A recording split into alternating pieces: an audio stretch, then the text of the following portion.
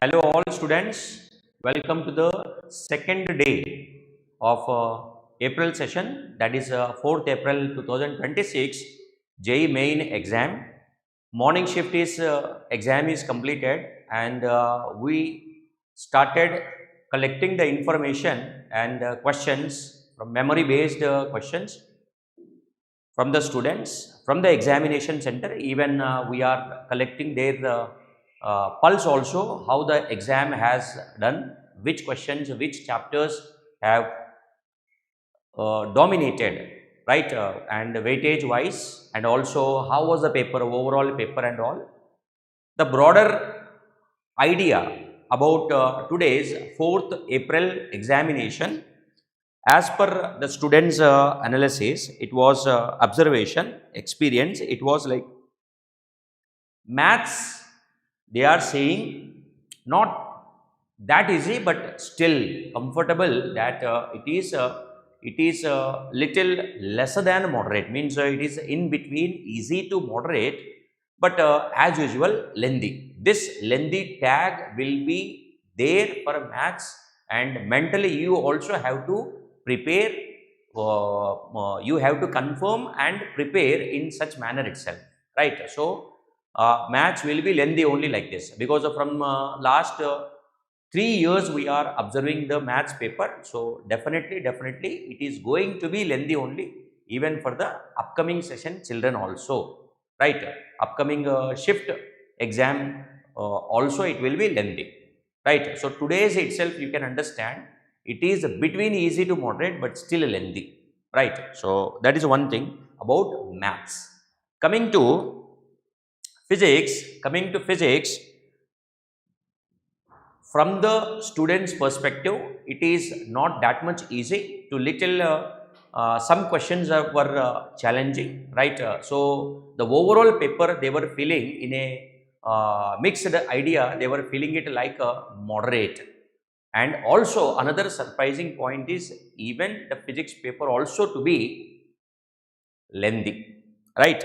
And coming to the chemistry, today also chemistry is the life savior, that many of the students, majority of the students are saying that chemistry paper is easy and comfortable, right? So from day one, from shift one onwards, I am telling you that chemistry paper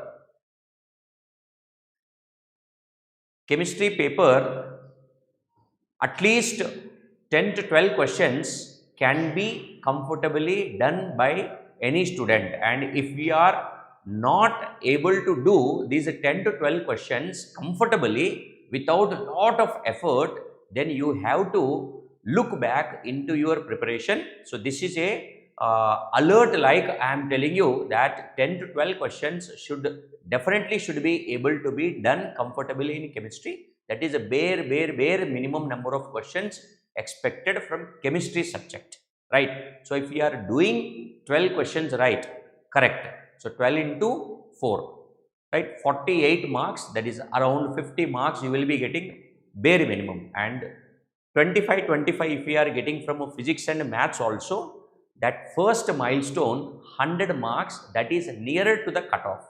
Maybe the cutoff will be coming in between 100 to 110, right? Maybe 107, 108, 112, 97, 98, something like that. So that is the first milestone every student has to keep in mind, that should be reached. For that, this is what the strategy I am saying: 50 from the chemistry, 25 from the maths, and 25 from the physics part. Now from there onwards, how many chapters you have to add, so that you will start crossing the second, third, fourth milestones and all, that all you have to sit, analyze and prepare accordingly. So the second milestone from 100 marks will be to getting the seat in some of the NITs, that you should be at 135, 140 marks. From there, crossing 160 marks, then 180 marks, and then 200 above. So 240 plus is like a dream score, everybody knows, right? So how these all milestones can be achieved? Every milestone I am saying about 20 marks means it's a hardly of 5 questions.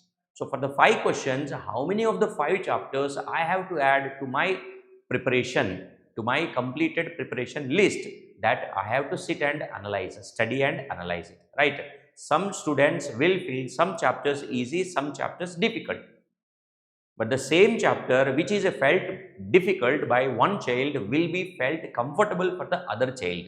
So that is what you have to understand it. And coming to particularly in chemistry, right? So how the preparation strategy, earlier also I have told you, again I am repeating, please follow this one so that bare minimum marks whatever are required for your seat getting in NITs or triple ITs will be definitely achieved. Very easily, comfortably will be achieved.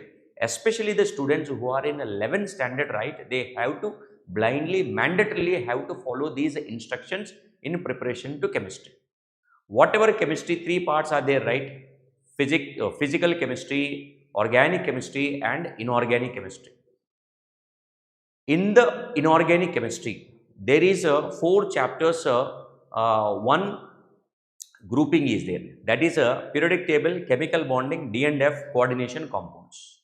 So these are the four chapters must and should you should prepare, so that minimum 5 questions definitely you will do. Actually, you will be getting 7 to 8 questions from these four chapters. Coordination compounds alone you are getting 2 to 3 questions. Then a D and F block, again 1 or 2 questions, and one of the repeated concept question, magnetic property, color property, right? And CFSE, VBT, that all already we know. Weak field, strong field ligand, then everything, geometry based, isomerism. Yesterday only it has come, ionization, coordination, isomerism, one question came, right, in the 2nd April session. So, like this, multiple questions, 3 to 4 questions, D and F block plus coordination compounds, together you are getting. And another 2 questions from the chemical bonding and 1 question from periodic table. Periodic table, ionization energy, electron affinity, size factor, Z effective related questions, this type of question they are asking. Very basic, even you are sticking to NCERT also you will be able to do it, right? So this is one set of chapters where you can easily get 5-6 questions, mandatorily you should get it. Then second part is physical chemistry. You have to decide, judge yourself whether to prepare which chapter from 11th standard and which chapter from 12th standard. Starting from 11th standard, mole concept, redox reactions, atomic structure, chemical equilibrium, ionic equilibrium, thermodynamics. 6 physical chemistry chapters are there, because 11th standard weightage is more in physical chemistry and 12th standard more weightage is in organic chemistry, right? So from these 6 chapters, which are the chapters you want to prepare, you have to understand. But one thing keep in mind, atomic structure is separate, different from all the other chapters, and for all the other chapters, mole concept chapter is mandatory. Mole concept and even redox reactions is also mandatory. So prepare these 2 chapters and also prepare atomic structure. Definitely you will be getting 3 to 4 questions. So from there 6 questions, and from here 3 questions, already 9 questions are over. Maybe if to the lower end, if you see, at least 7 questions will be completed. And then coming to organic chemistry, entire organic chemistry is of 2 parts, right? So fundamental concepts of organic chemistry and reaction related organic chemistry, right? So from the fundamental part, it will come IUPAC nomenclature, structural isomerism, then GOC, general organic chemistry, stereoisomerism. All these chapters will come under fundamental part. From this, 40% of weightage you can understand that 3 to 4 questions you can expect. And from the organic reaction related, majoritarily in the 12th standard, one and only chapter is there in the 11th standard of this part, that is in the hydrocarbons. So along with the hydrocarbons, if you see, from hydrocarbons up to biomolecules, right, 7 to 8 questions can be expected. Altogether organic chemistry 11-12 questions, right? So 7 to 8 questions. From these 7 to 8 questions, you have to see there is no choice between these chapters, because all the chapters are interlinked here.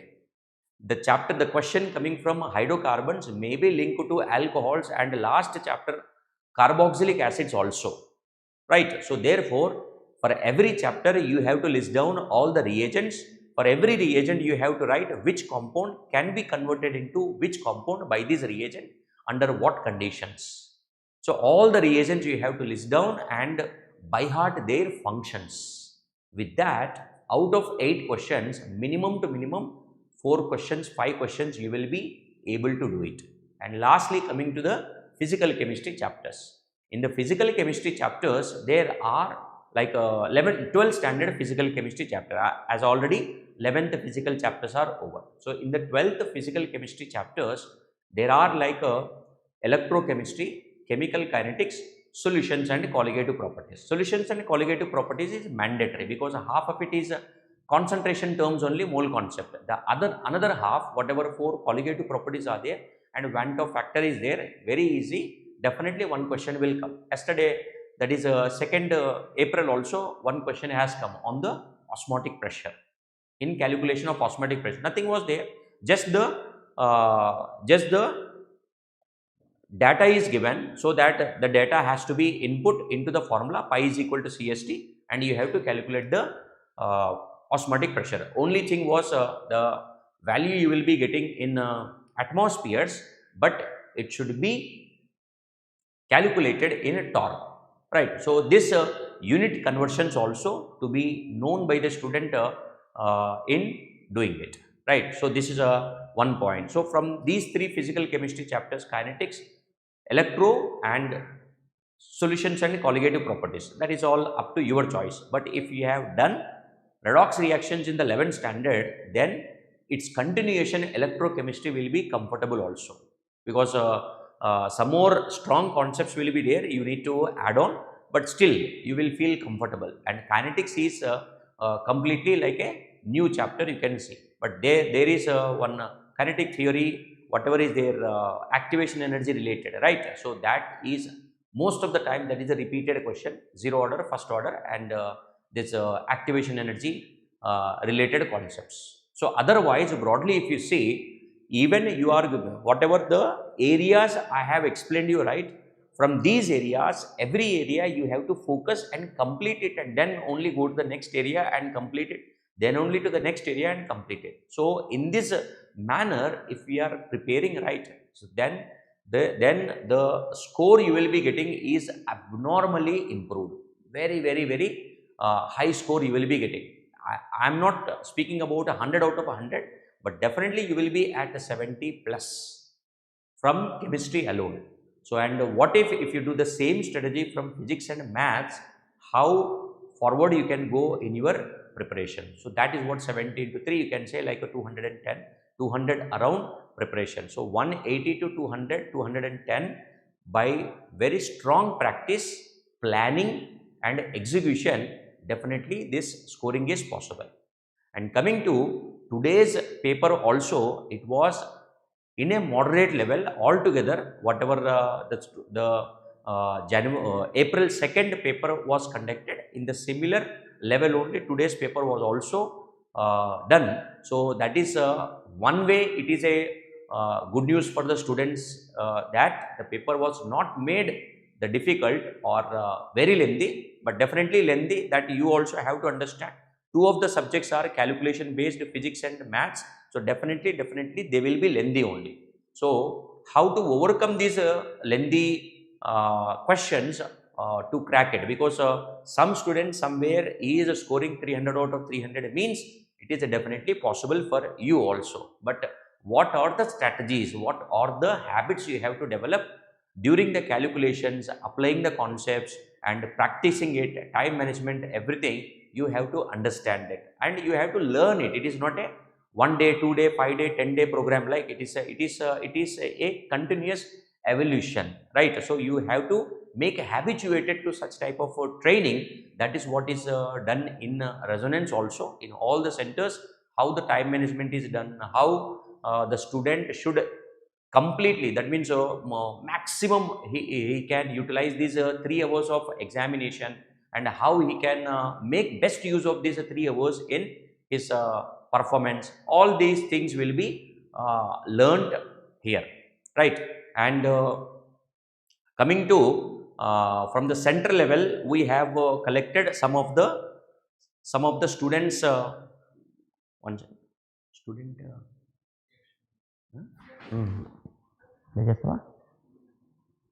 Download చేసావా?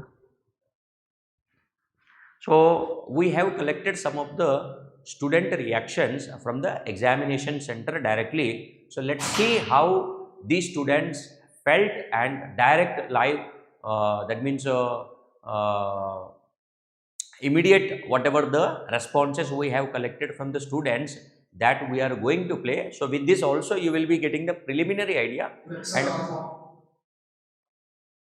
let's go through it.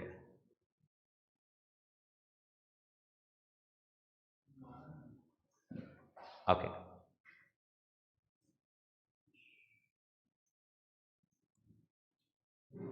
Hi, what's your name? Nitish. So, how's your exam? Chemistry was easy. Okay. Physics was formula based. Okay. Maths was easy. Okay. Overall preparation. So, did you find any topic that was dominating? Dominating. Trigonometry. Okay, in maths. Maths. And chemistry, physics? Chemistry organic. Organic. And what about physics? Hi, what's your name? Next. Nitish. Let's formula based right now.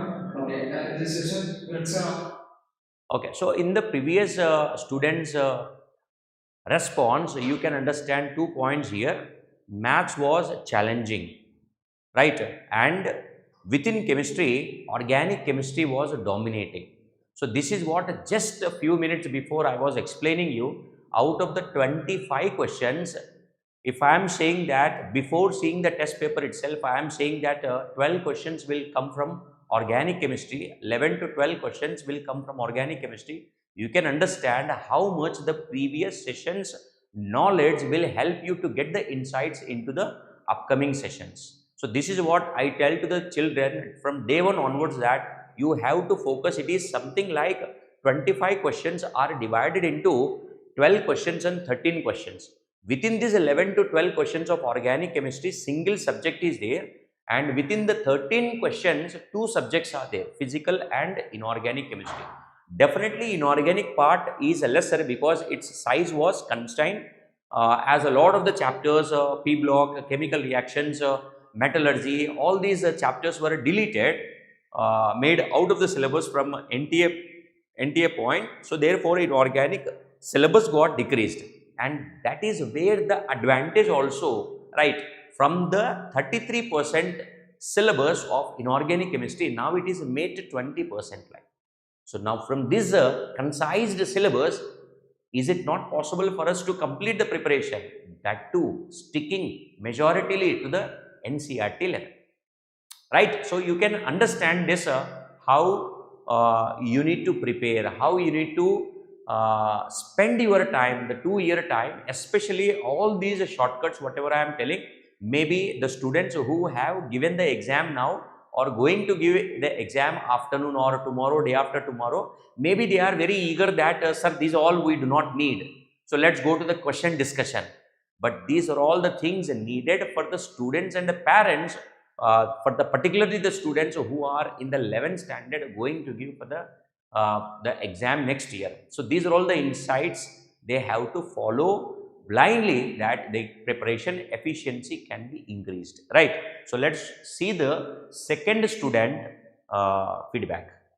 Right now. Okay. And this session is, I think, moderate to 20 to 40. How many questions are in? 40 questions.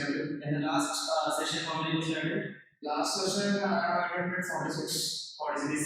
This time is this one? Yeah, because last time I have more negatives and positives. Okay. What is the last 7 days strategy? Last 7 days strategy is nothing but reading and revising for the. You can understand this student what the learning he has done from the mistake. Last session he has attempted 46 questions, but this session he has attempted only 40 questions. What he has understood is, in the last session he has attempted more questions, but more went wrong also, where negative marking is also has affected his percentile. So he has learned from it and controlled in number of questions, that he decreased these number of attempts and increased, made betterment of the accuracy part, right? NCERT and it was in model physics. And maths was taking some handbooks were there. Okay, and also overall level moderate. Moderate. Yeah. Okay, any suggestion for juniors? Yeah, I'll have to do this for competency. Okay, thank you. All the best. So, whatever the NCRT part is there, he is saying it is highly helped him in the preparation, and this is what the suggestion for the students who are going to give the exam in the upcoming shifts, or even the 11th standard students who are going to give the exam even next year also. But whatever the perfection is there, that cannot come in at the last moment, or in 5 days, 10 days, 1 month, like that, right? It is a continuous evolution. Continuously you have to put your efforts, improve your preparation strategy, then only by the next year you will become the uh, uh, uh, full solid person in preparation, in your exam performance also. So okay, so with this the general information, whatever is needed, that all the inputs I have given, insights I have given for the betterment of the preparation. Now we are ready with discussion of some of the questions which we have collected from different memory based questions from students. So let's start the paper discussion, and hope it will be helpful for you in learning a new concepts and also shortcuts, tricks, everything. So stay tuned to Resonance e-learning programs division. And now I welcome our Rahul Vidyarthi sir, who will take physics question discussion. Thank you. All the best. Yes, sir. Please come. Thank you, sir. I'll take over from here. Okay, whatever questions I've seen till now, these are basically formula based questions, and few of the logics can apply in these questions. Just few of the logics. Okay, so first question.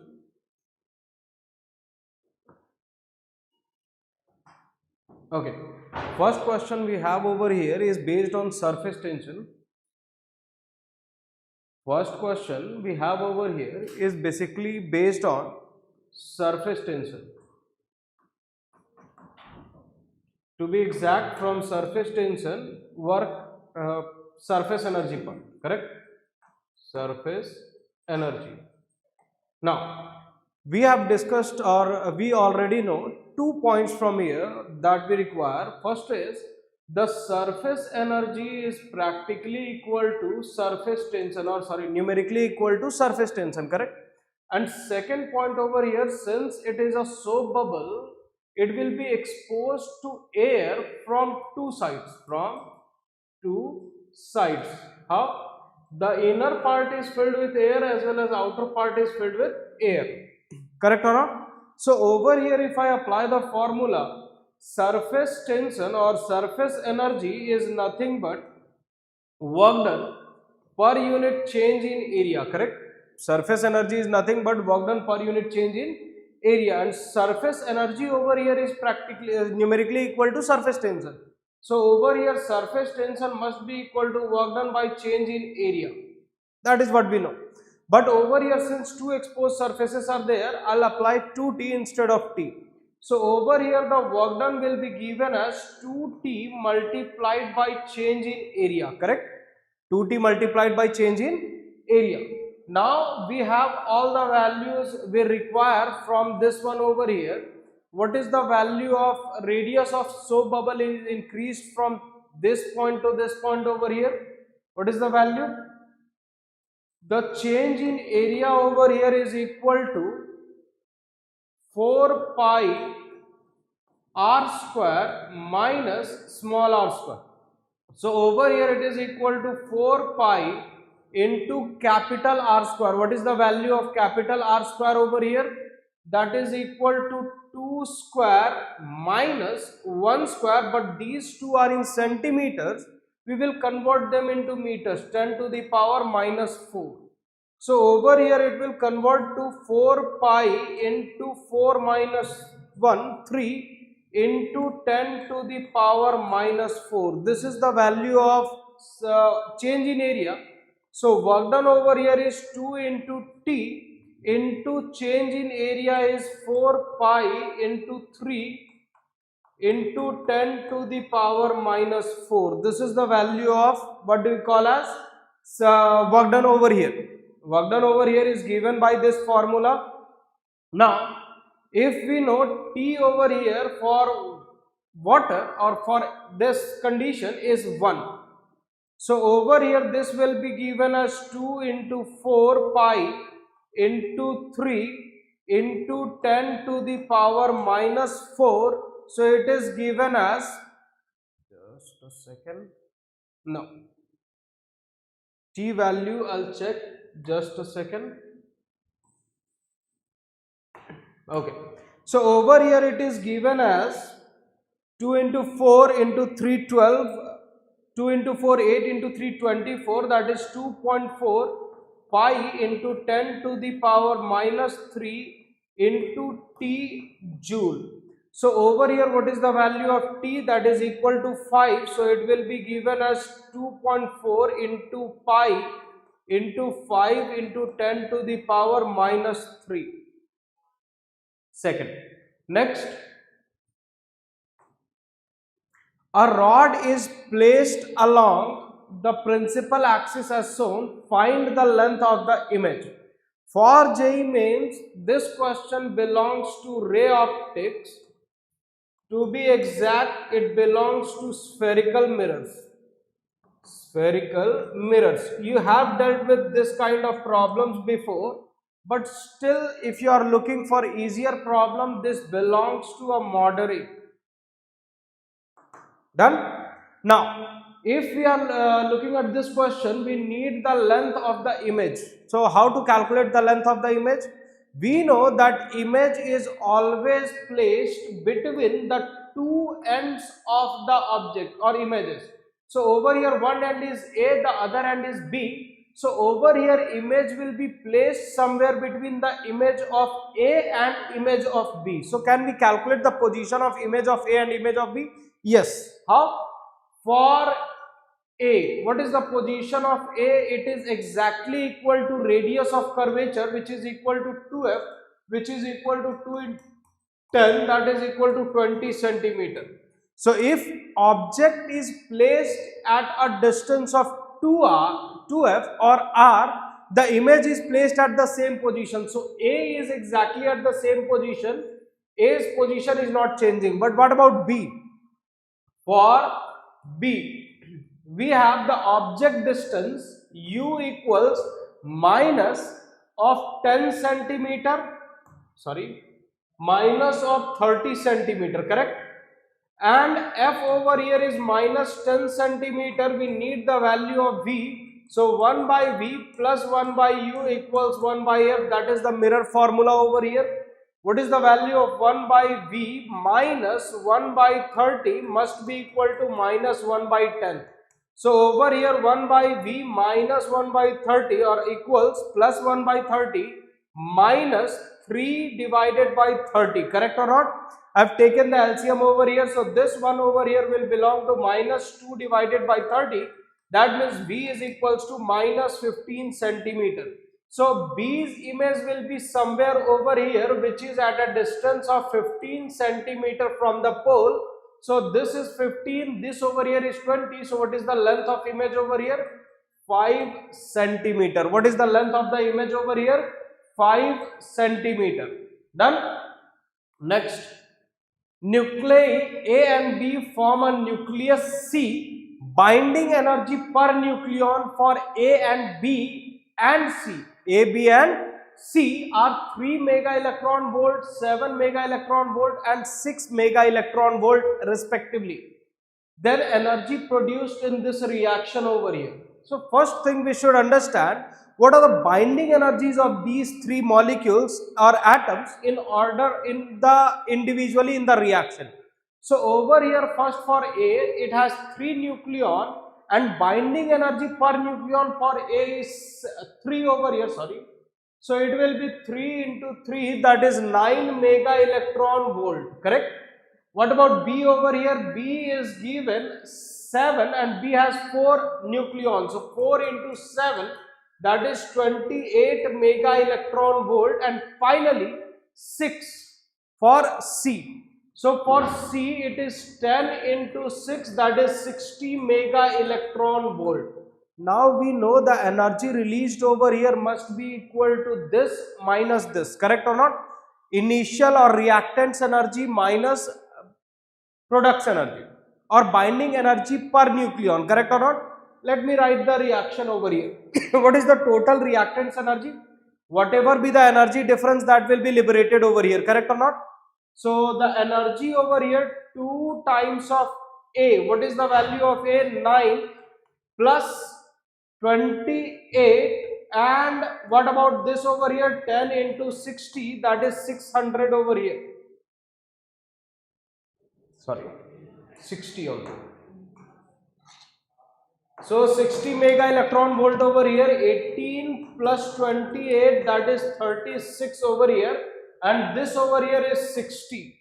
So what will happen, since the binding energy over here is more than the energy must be absorbed over here, correct or not? Okay, so what is the energy produced? The energy produced over here, or the energy liberated, that is what we call as Q value. So this over here is equal to 60 minus 36, that is equal to 24. Have I made? Sorry, 46. This one over here, 46. This one over here, 46. Then this one over here is 14. 14. So 14 mega electron volt. Next, find the coefficient of friction if time taken by block in rough surface is 50% more than time taken by smooth surface. The distance by the mass by both the masses is same in both the cases, correct? Okay, this question belongs to friction, and this one is easy.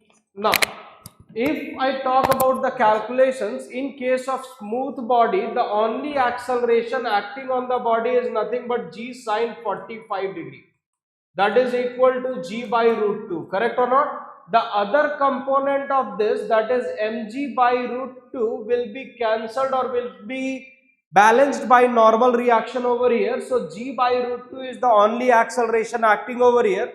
In the second part, in case of rough surface, the acceleration over here is g sine 45 degree minus g mu into g cos 45 degree. Why? Let me discuss that as well. Over here in the second part, the downward reaction is g sine 45 degree, but in response to this acceleration, there will be friction in upward direction, that is given as mu into mg cos 45 degree. Why? The normal reaction over here is mg cos 45 degree. Why I am taking cos 45? Since the body is moving, and since the body is moving, we are basically talking about kinetic friction over here. What are we talking about? Kinetic friction.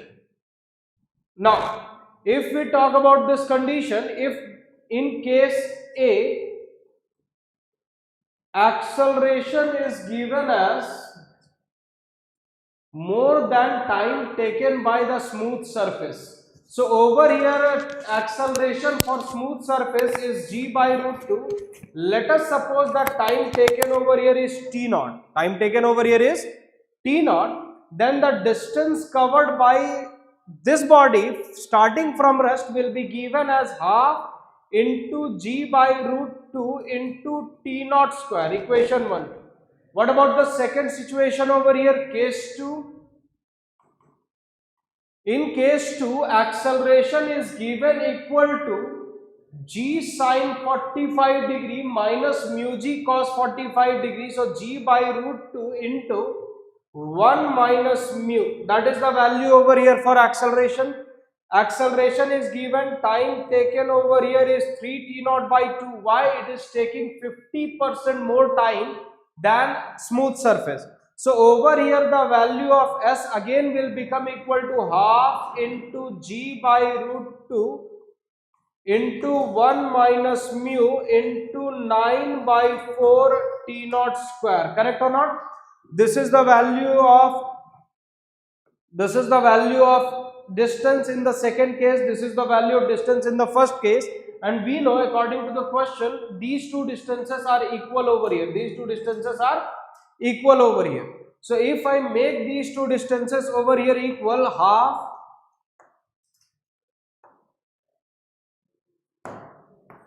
half into G by root 2 into T naught square must be equal to half into G by root 2 into 1 minus mu into G by 4, sorry, 9 by 4 into T naught square. So over here this G by root 2 and 1 by 2 will be cancelled and T naught square will be cancelled as well. So 1 minus mu must be equal to 9 by 4. So over here mu must be equal to 1 minus 9 divided by 4. Correct or not? So over here the answer will be, I've taken it wrong also. Yes. So this over here is equal to mu, and the value of mu will come out to be 5 by 4.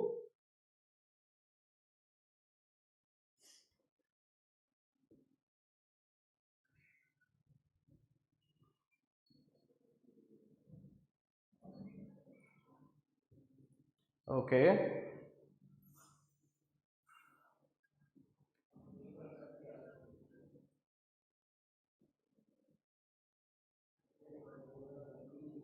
Sorry.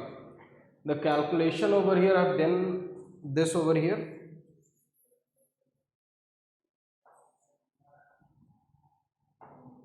Okay. So over here 1 by mu must be equal to 4 by 9, not 9 by 4. So mu over here is 1 minus 4 by 9, that is equal to 5 by 9. Which option? 4. Done? Thank you everyone. Now Sagar sir will take over for maths.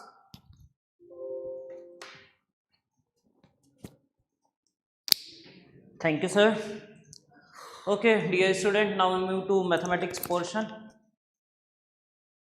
By the way, level was the same as we see yesterday and in last January attempt also.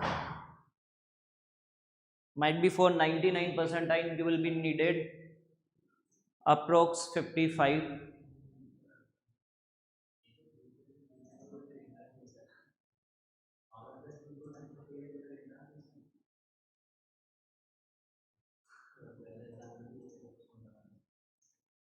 Okay.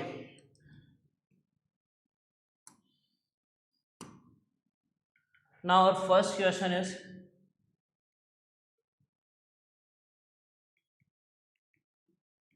okay, this is the first question. Now from the function chapter, A and B two sets are given. A is 1, 2, 3, 4, 5 and B is A, B, C. Then the number of function which are not onto. Okay. So number of into function they are asking. Now as we know, number of onto, not onto function or number of into function. Okay, for function to be into, at least one y should have no premise. So what we write, s1 minus s2 plus s3. s1 it means 1y has no premise, s2 it means 2y has no premise, and s3 it means 3y has no premise. In x terms we have 1, 2, 3, 4, 5, and in y terms we have a, b, c. Now S1, 1y has no premise, we have total 3 value of y. First we are writing 3c1. Any one y we are choosing which has no premise. Now for 1 how many options we have? 2. For 2 also 2. So total for every x we have 2 option only. So 2 power 5. Minus S2, 2y has no premise.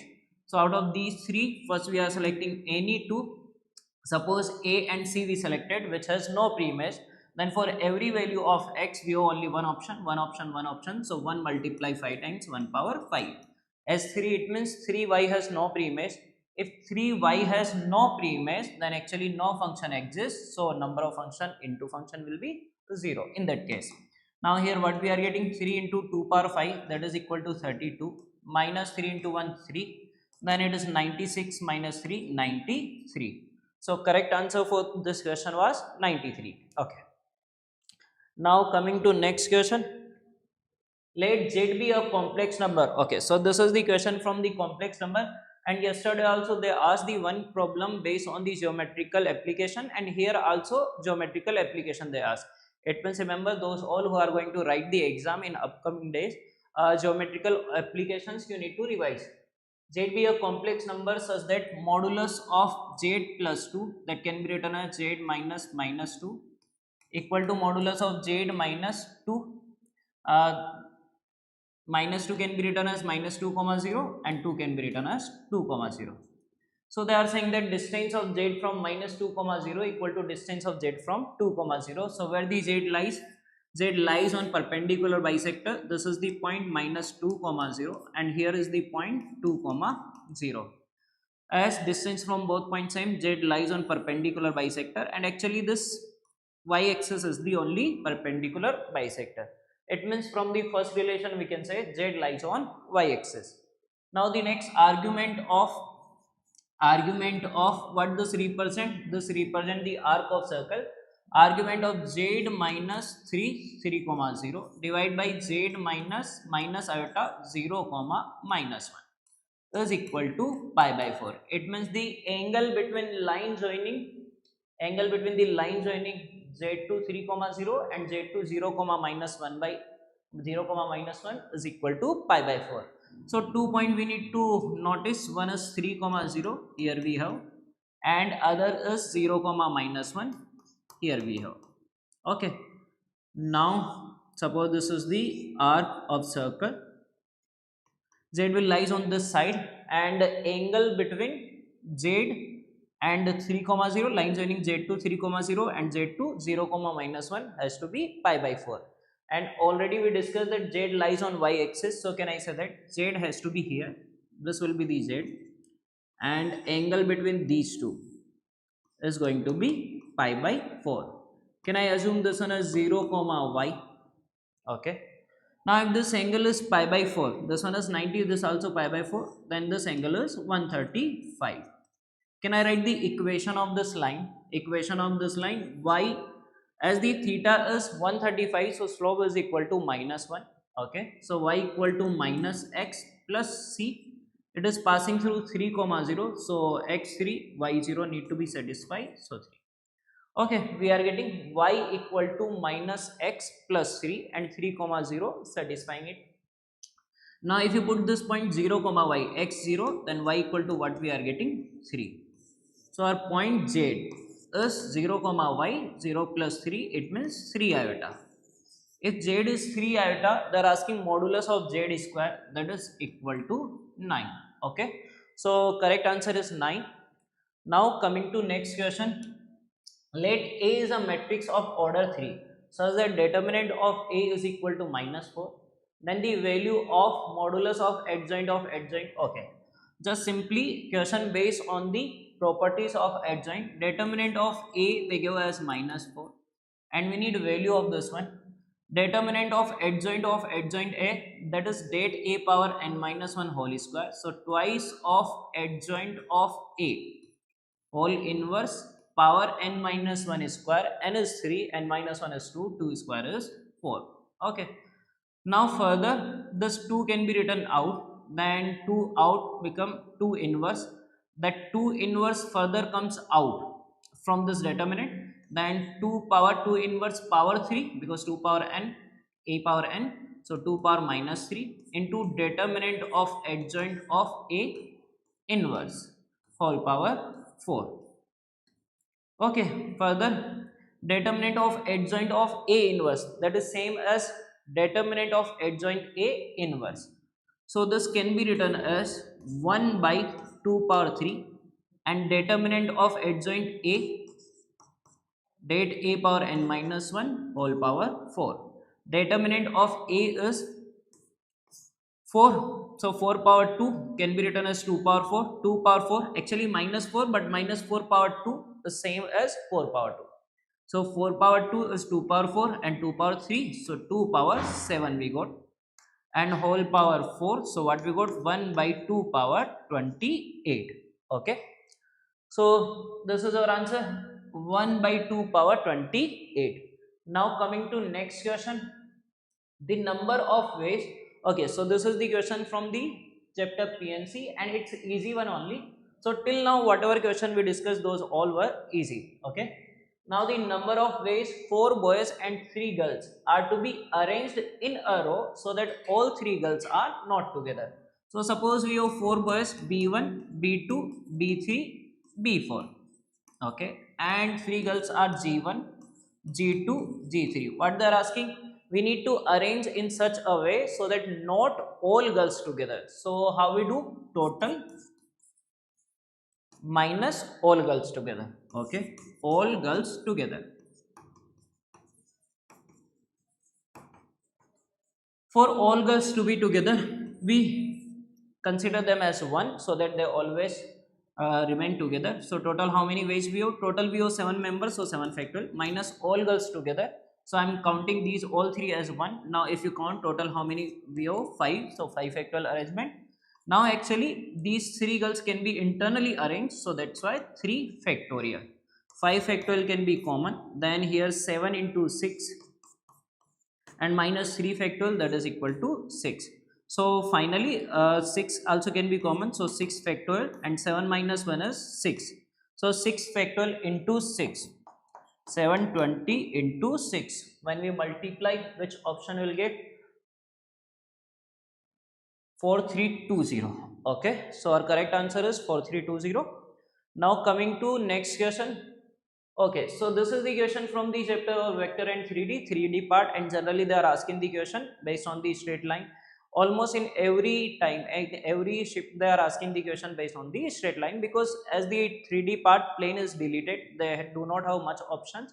They used to give the question from this one.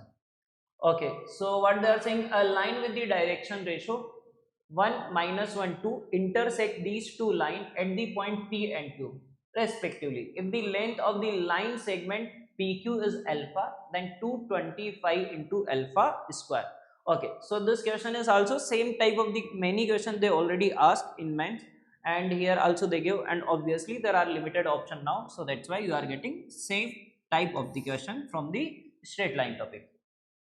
Okay, these are the two lines, x by 2 equal to y by 3 equal to z plus 1 by 3. Another line is x plus 1 by minus 1, y minus 2 by 1 equal to z by 4. Now there is a line whose direction ratios are 1, minus 1 and 2. Intersect these two lines at P and Q, and we need to find the PQ distance. Okay, so obviously to get this distance PQ, what we do? First we assume the point P and Q in general form. Then we find the direction ratios of this line PQ using 2-point form, x2 minus x1, y2 minus y1, z2 minus z1. Now because direction ratio already given, so we compare with these. Ratio need to be same, and in this way we got P and Q. Then we find the distance. Question is easy, but actually it takes time always. So P, now for the general point I am assuming this one equal to lambda, so value of x is 2 lambda, then 3 lambda, then z is 3 lambda minus 1. Then Q is any point on this line, suppose it is equal to T, then minus T minus 1, okay, then T plus 2, then Z value is 40. Now we write the direction ratio of DRs of PQ, okay, using the 2-point formula. So x2 minus x1, that is equal to 2 lambda plus T and plus 1, okay, then y2 minus y1, 3 lambda minus T and minus 2, then finally z2 minus z1, 3 lambda minus 40 and minus 1. These are the direction ratios of line PQ, and these are also direction ratios, so we can compare. As the sum of first one and second one is 0, because 1 and minus 1 na, so ratio need to be same, so sum of these two also need to be same. sorry, sum of these two need to be 0. So if we add these two, what we are getting? 5 lambda plus t minus t cancel, plus 1 minus 2 minus 1 equal to 0. We got value of lambda, lambda is equal to 1 by 5. See, once you got lambda, you got the point P. Now we need value of T, we'll get point Q also, and then we find the distance PQ. Okay. Now to get T value, what we use? Either I can use that third direction ratio is double of first one. Okay, that I'm using only. Third direction ratio is 3 lambda minus 40 minus 1 equal to double of first one, twice of 2 lambda plus T and plus 1. So 3 lambda minus 40 minus 1, 4 lambda plus 2t and plus 2. If we write all the terms same side, then lambda 40 and 2t is 60 and plus 1 and 2 is 3 equal to 0. Lambda is equal to 1 by 5. So 60 is equal to 1 by 5 plus 3, that is 16 by 5. In right side minus 16 by 5. Then t value we are getting 2 to 16 8 time and this is 3 time cancelled. So minus 8 by 15. So in this way you got the value of t, it means you got point q. You got the value of lambda, it means you got point p. Okay. So as you got the point p and q, we get the distance pq, that is equal to alpha, and once you got alpha, you just need to replace the value and your answer will match. Okay, now coming to next question. Okay, so this is the question from the chapter ITF, and by the way, ITF actually differentiation later they wrote. So here question from the MOD, method of differentiation, and by the way this question is easy only because many question you will see in NCERT also of this form. They give y equal to this much and they are asking value of dy by dx at x equal to root 3 by 2. Y is equal to tan inverse. Achha, for simplification, here I am dividing by 3 cos x. At last I will convert this one in terms of tan inverse x minus y by 1 plus xy, that can be written as tan inverse x minus tan inverse y. So what I do? I divide by cos x and I divide by 4. I am dividing by 4 cos x in numerator and denominator. So 3 by 4. Then here sin x by cos x, tan x, by we are dividing by 4 cos x. Okay, so 1, and here 3 by 4 tan x. Okay. Okay, now what about this one, tan inverse? First let me write this one as it is, but at last for simplification, root 1 plus x square we can see here. So we assume x equal to tan theta to remove this root. So in that part, second part, I'm just replacing x equal to tan theta. Okay, then what it become? Tan inverse tan theta by 1 plus root 1 plus tan square theta is equal to sec theta. Okay, now it looks like tan inverse x minus y by 1 plus xy, that can be written as tan inverse x tan inverse 3 by 4 minus tan inverse y is tan x. Okay, then here tan inverse tan theta can be written as sin theta by cos theta. The sec can be written as 1 by cos. Cos LCM cos got cancel out. In numerator we are getting sin theta. In denominator we are getting cos theta plus 1 or 1 plus cos theta. As we all know, sin theta can be written as 2 sin theta by 2 into cos theta by 2. This can be written as 2 cos square theta by 2. 2 cos theta by 2 cancel, sin theta by 2 by cos theta by 2, tan theta by 2, tan inverse root tan cancel, and what we got? Theta by 2. So here we got theta by 2 and here y is equal to, I am just doing for simplification, later we differentiate. Here it is x. Okay, value of theta also can be replaced here. So y equal to tan inverse 3 by 4 minus x. Theta is tan inverse x from there. Theta is tan inverse x. So theta by 2 is 1 by 2 tan inverse x. Now we differentiate. Constant differentiation 0 minus 1 and differentiation of tan inverse we all know 1 by 1 plus x square. Just a minute. Okay, now we replace value of x. What they give? Root 3 by 2. So y dash 8 root 3 by 2 minus 1 as it is plus 1 by 2 as it is. If I put root 3 by 2 here, this becomes 3 by root 3 by 2 only, na? Root 3 by 2. This becomes 3 by 4, 1 plus 3 by 4, 7 by 4, that becomes 4 by 7. 4 by 7 minus 1, 2 to 4, 2 time cancel, 2 by 7, so minus 5 by 7. Okay, so answer is minus 5 by 7. So this was the maths part. Now next again we'll meet. I request to Vamsi sir to join us, MVK sir, for the chemistry portion. Hi sir.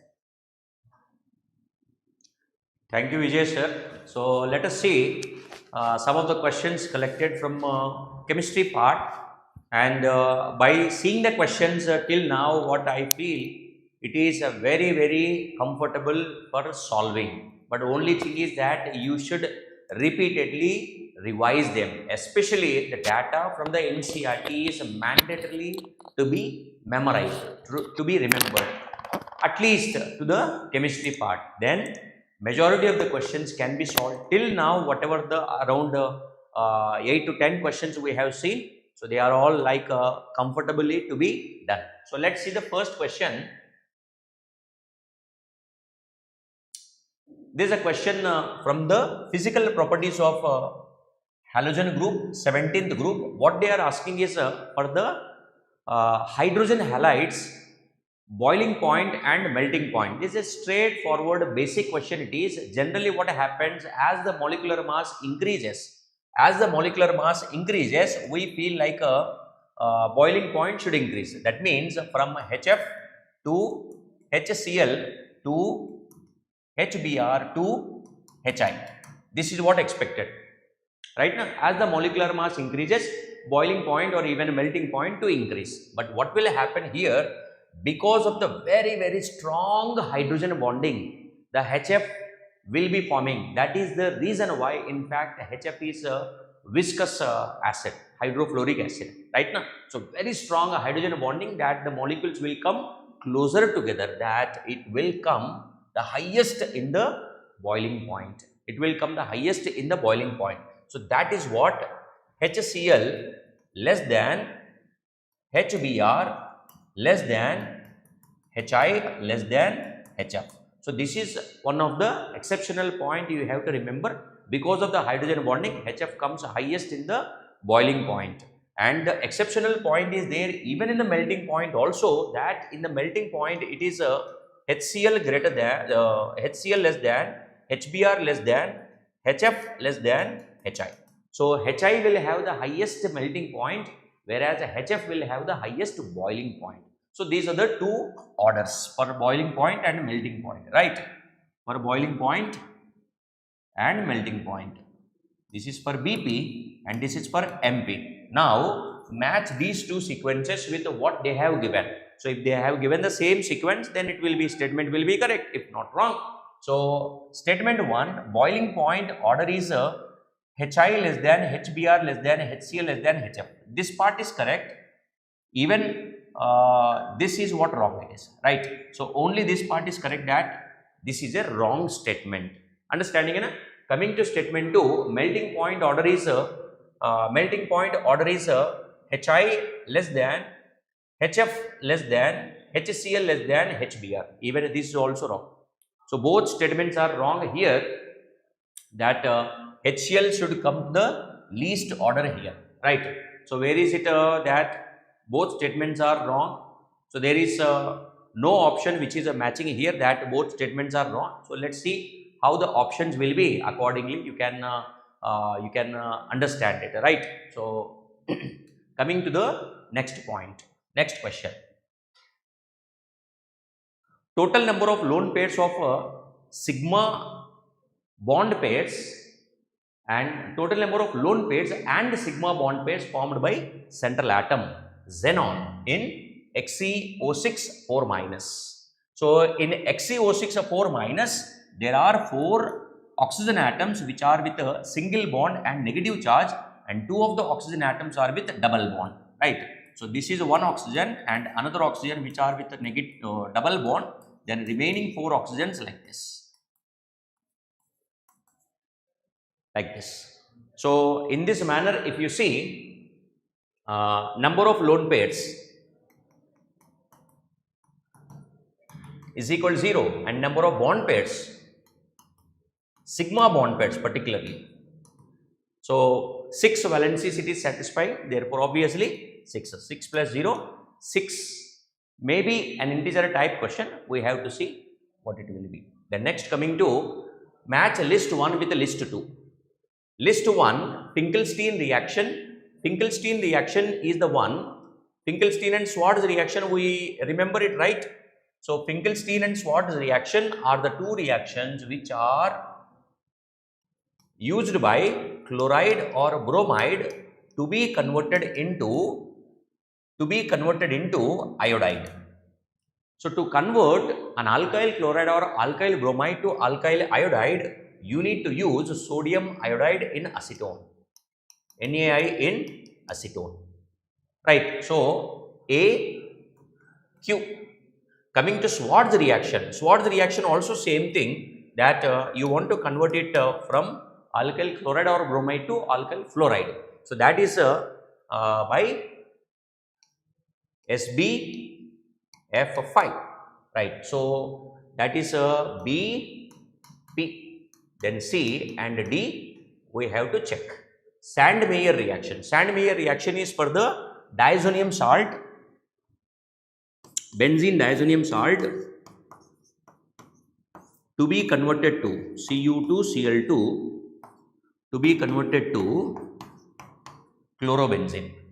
BDC to be converted into chlorobenzene. So C is S and D, Fittig reaction is for biphenyl or diphenyl preparation. So that is a dry ether plus sodium, that is R. So this is the answer for this question. Simple only, na? Named reactions. In the second April shift also one question came with named reaction, so understand it. Then coming to match list 1 with list 2. So in list 1, amino acids are given: glutamic acid, lysine, arginine and alanine, and in list 2 their symbols are given. So this is one of the very difficult question to this session what we have seen here. It is difficult not because of a very complex calculation, but memory based. Generally the students will be remembering the 3-digit symbol, right, code for every amino acid.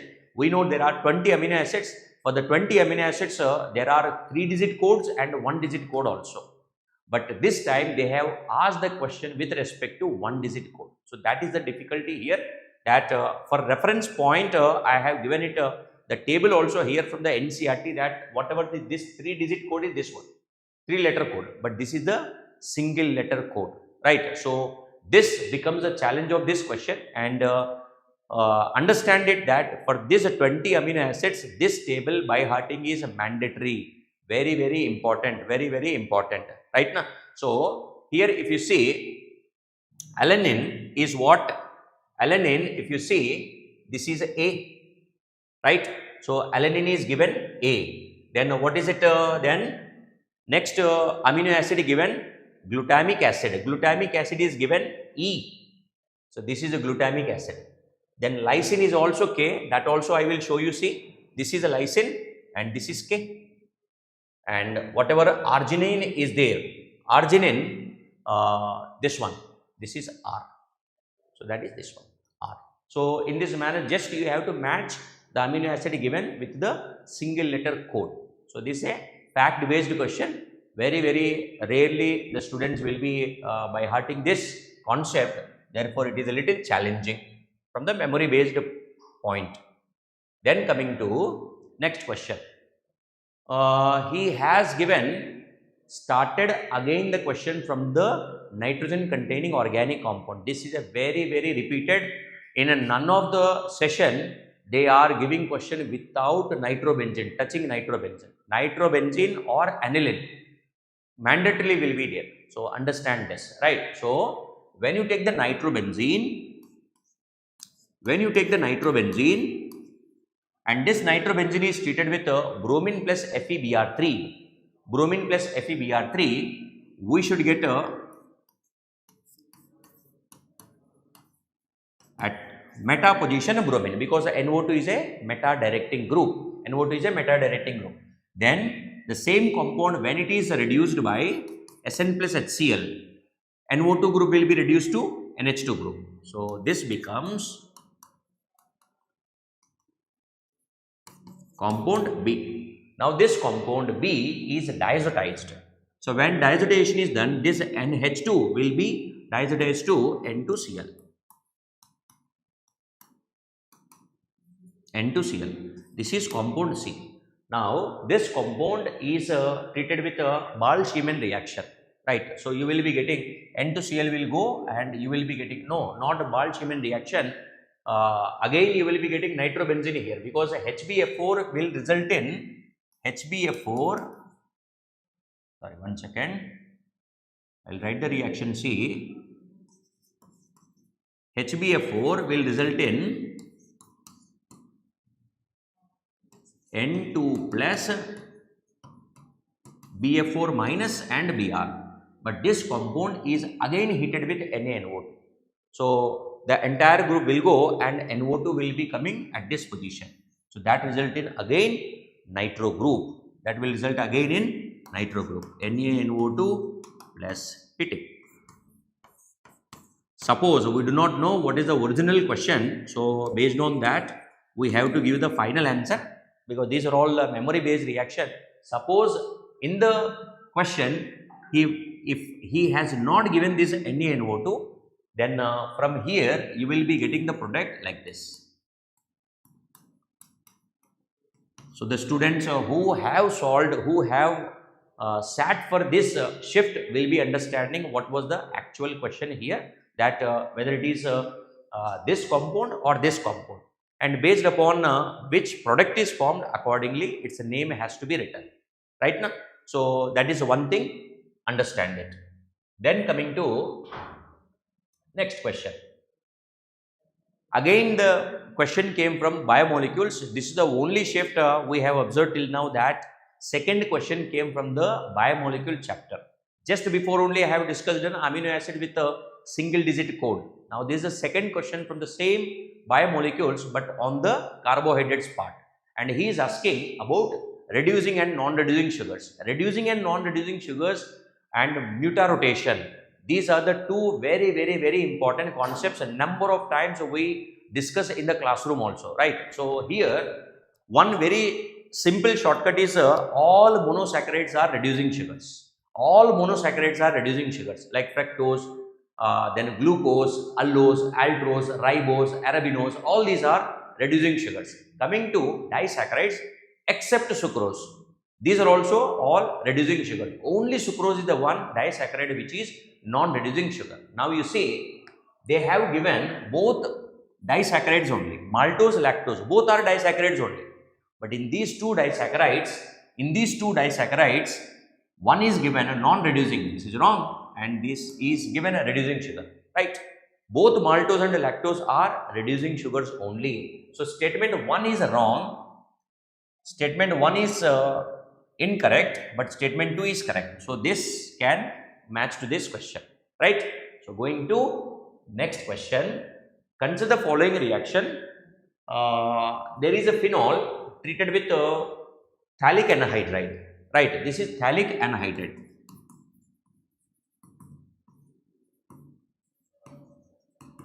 So phenol reaction with the phthalic anhydride, actually 2 moles of phenol will be needed here. So it is a condensation reaction where 2 moles of phenol with a phthalic anhydride, a dehydration reaction will happen and will form a very important indicator. That is only phenolphthalein indicator. It is an acid base indicator. It is an acid base indicator. We know in aqueous or acidic medium colorless, and in basic medium pink in color. Based on this color change only, we will be getting it in the using it in acid base titration reactions, right now. So the reaction I will write here, you see, based on that we can understand what is the product. This is a phthalic anhydride and reacting with 2 moles of phenol.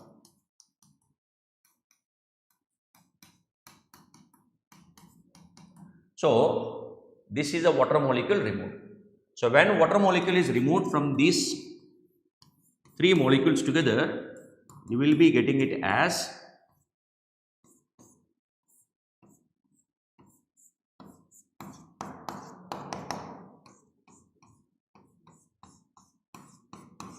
this is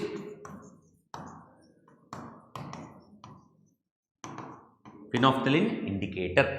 So again I am saying this is a memory based question, so we do not know in what medium he is asking it's a color, because based upon the medium its color can be different, right? So why I am saying it is here pink color and colorless both are given here.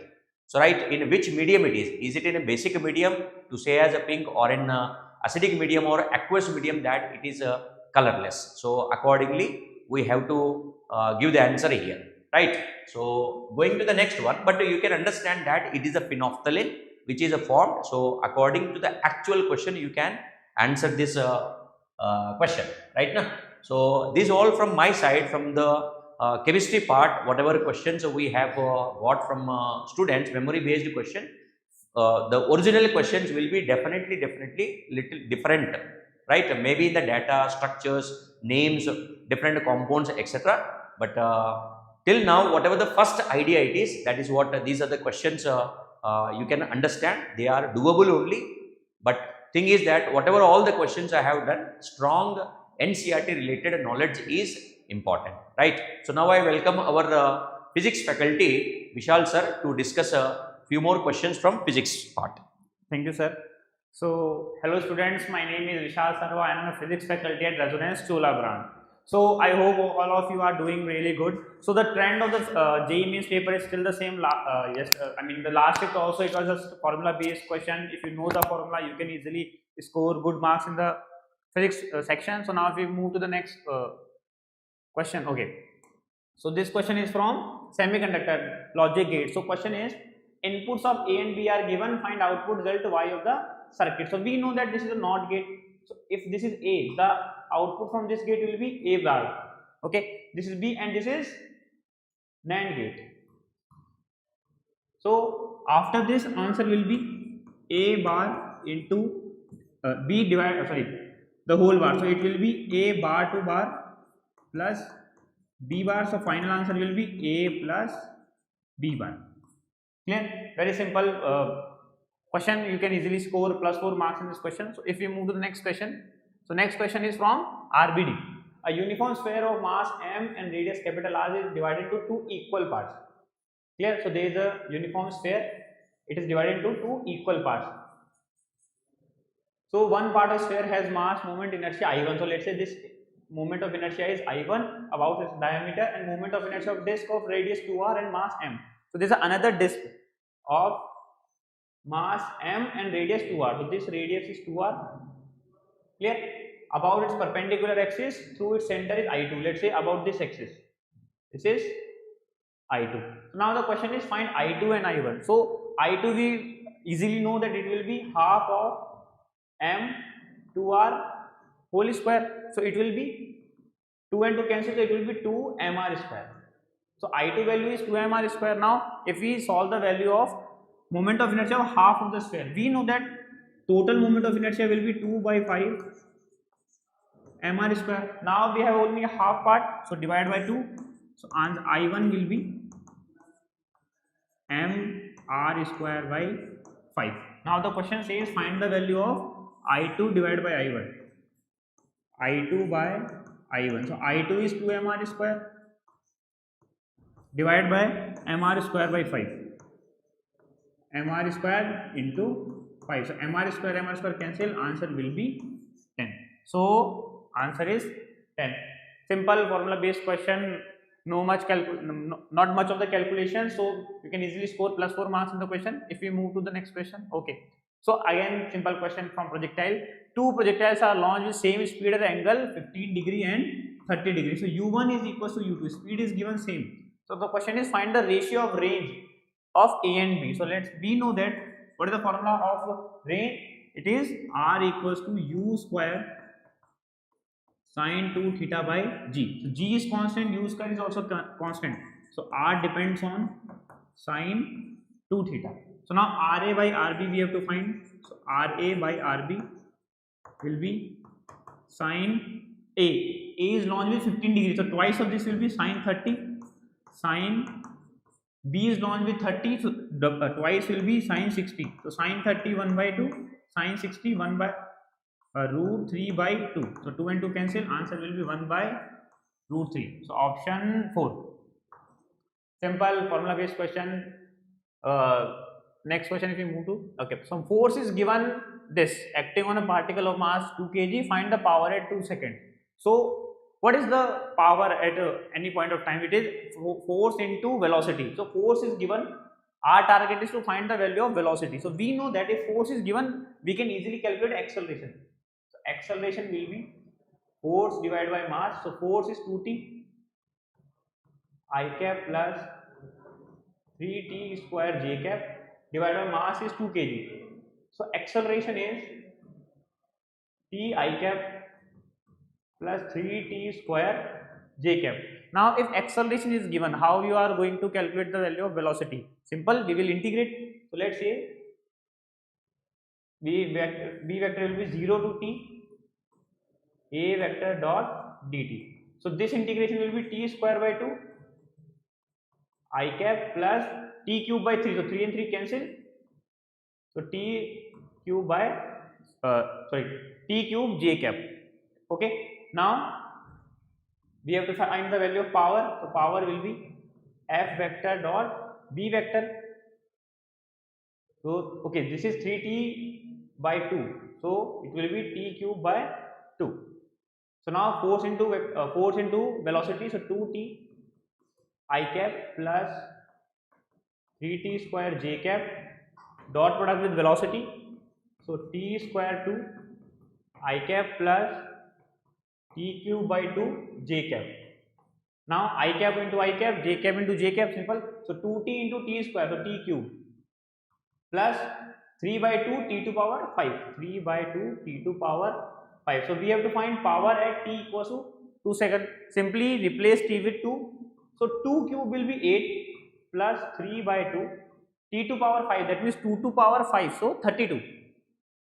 32, 2 and 16 times, so 16 into 3, 48, 48 plus 8, 56. So it will be 56 watt. So power will be 56 watt. So next question is, if x is increased with constant rate, then rate of change of energy stored in capacitor is proportional to x to power minus alpha. So voltage is V, this distance, that means separation between the plates of parallel plate capacitor is x. So we have to find dE by dt. So and it is given x is increased with constant rate. So in the question it is given dx by dt is constant. So question is find the value of dE by dt. So we know that energy stored in a capacitor will be half CV square. Okay, and C value will be half epsilon naught area and separation between the plates. So this is x v square. Okay, now differentiate with time.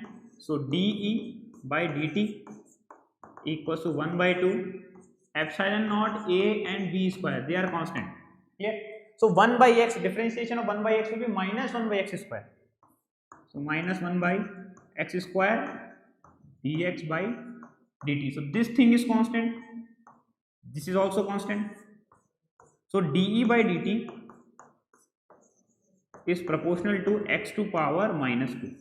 That means the value of alpha is 2. So it's an NVQ question. So value of alpha will be 2. Simple logic you have to find. Like if you know the formula, we know that the question is dE by dt you have to ask. Simple differentiation, you can easily score plus 4 marks. Okay, next question is, the increase in pressure required to decrease the volume delta V of water is 6.3 into 10 to the power 7 Newton per meter square. The percentage decrease in the volume is, and the bulk modulus of water is given 2.1 into 10 to the power 9 Newton per meter square. So again formula based question, if you know the formula for bulk modulus. Now what is the formula for bulk modulus? We know that bulk modulus will be minus V delta P by delta V. So what we have to find?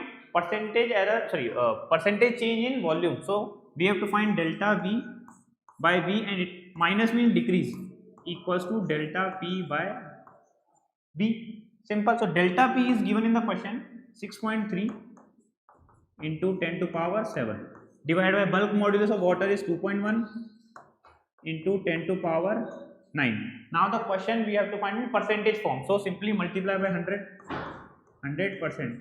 So 10 to power 9 it will be cancelled out. 6.3 divided by 2.1, so 3. So answer will be 3%. Simple. Now if you move to the next question. Okay, so it's a question from screw gauge. So in a screw gauge, when a circular steel is given 5 complete rotation, so in 5 rotation, it increases linearly by 2.5 millimeter. That means if you want to find pitch, what is pitch? Pitch is basically distance covered on the main scale in 1 rotation. So 5 rotation equals to 2.5 millimeter. That means 1 rotation equals to 0.5 millimeter. Clear? This is the value of pitch. Now how many divisions we have? 100 divisions. So if you want to find least count, so least count will be pitch divided by number of divisions. So pitch is given 0.5, number of divisions 100, so in millimeter, so we have 0.005 or 5 into 10 to power minus 3 millimeter.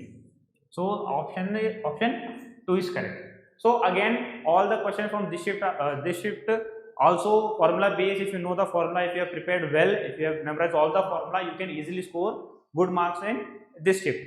Now I would like to request, all the questions are done. Okay, now I would like to request Vivek sir to just solve math questions. Sir, Mike. Yeah, thank you, Vishal sir. Yeah, so now we are going to see the mathematics sum.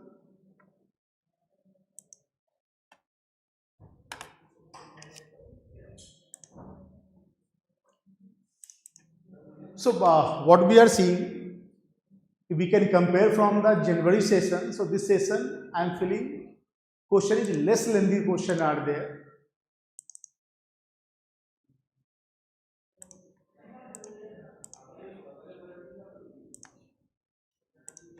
Yeah, first question from the domain is there. Cos inverse. So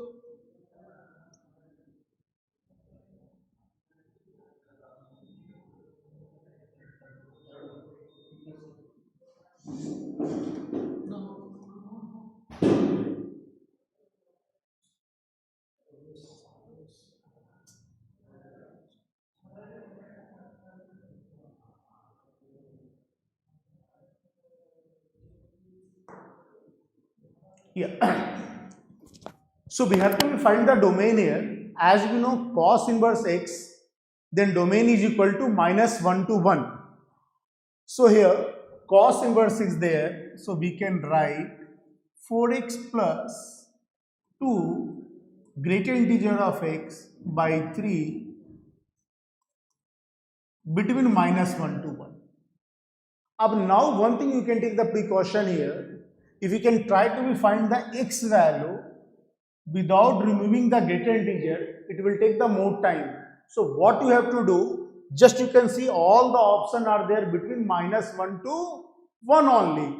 So first what we are going to do, x we can take belongs to 0 to 1. If the 0 to 1 we can take, so see what this value will come, this value is equal to, greater integer is going to become a 0. So 4x by 3 minus 1 is there. So this one will come minus 3 by 4 greater than equal to 4x. By the way, this value are the 1 only by 4. So x value minus 3 by 4, x value minus 3 by 4 2, and this we can going to be compared with this part only. If this part we are going to be compared 0 to 1, so we can write x value greater than equal to be 0 and less than equal to 3 by 4. So one condition we can get here, means the x value must be less than 3 by 4 from the case 1 I have taken. Now we can take the case 2 here. So case 2 we can take, as we have taken 0 to 1, so now we can take minus 1 to 0.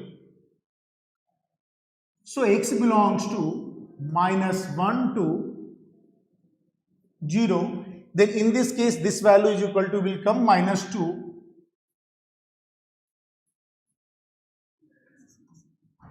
For x, this become the minus 1 to 0, so that get integer is equal to minus 1 into 2, minus 2 we can get here, divided by 3. Yeah. Minus 3 plus 2, 4x. This value is equal to 3 plus 2. So x value is equal to minus 1 by 4 to less than equal to 5 by 4. So from here we can compare. So we can get here minus 1 by 4 to 0 value. Now we are going to be compare this one, this and this one. So we can find minus 1 by 4 to 3 by 4. So our option number 3rd is correct here. Easy sum only this one. Now we can go to the next sum. Let Sn be the sum of the n term of an AP and An is the nth term of the AP. If the first term of the given AP is the 10 by 3, first term is given 10 by 3 and sum of the 30th term is equal to 30 term whole square, whole cube is there. So see here, sum of the 30 term, how we can write? 30 by 2, 2 into first term, so first term is here 10 by 3, means 20 by 3 plus number of term 30, so 29d we can get here. Now we can write the 30th term. So for the 30th term we can get first term A1, that is equal to 10 by 3 is there. So we can write here 10 by 3 plus 29d whole to the power q. Now from here we have to find the d value. Obviously calculation are difficult because the cubic equation is there. What you can do here, this value is equal to, you can assume the t. If this value is equal to, you can assume the t, so this becomes the t cube, then this becomes the t cube, this is 15 and here you can say 10 by 3, no? So 10 by 3 plus 10 by 3, so we can write 10 by 3 plus t is equal to t cube. Multiply here.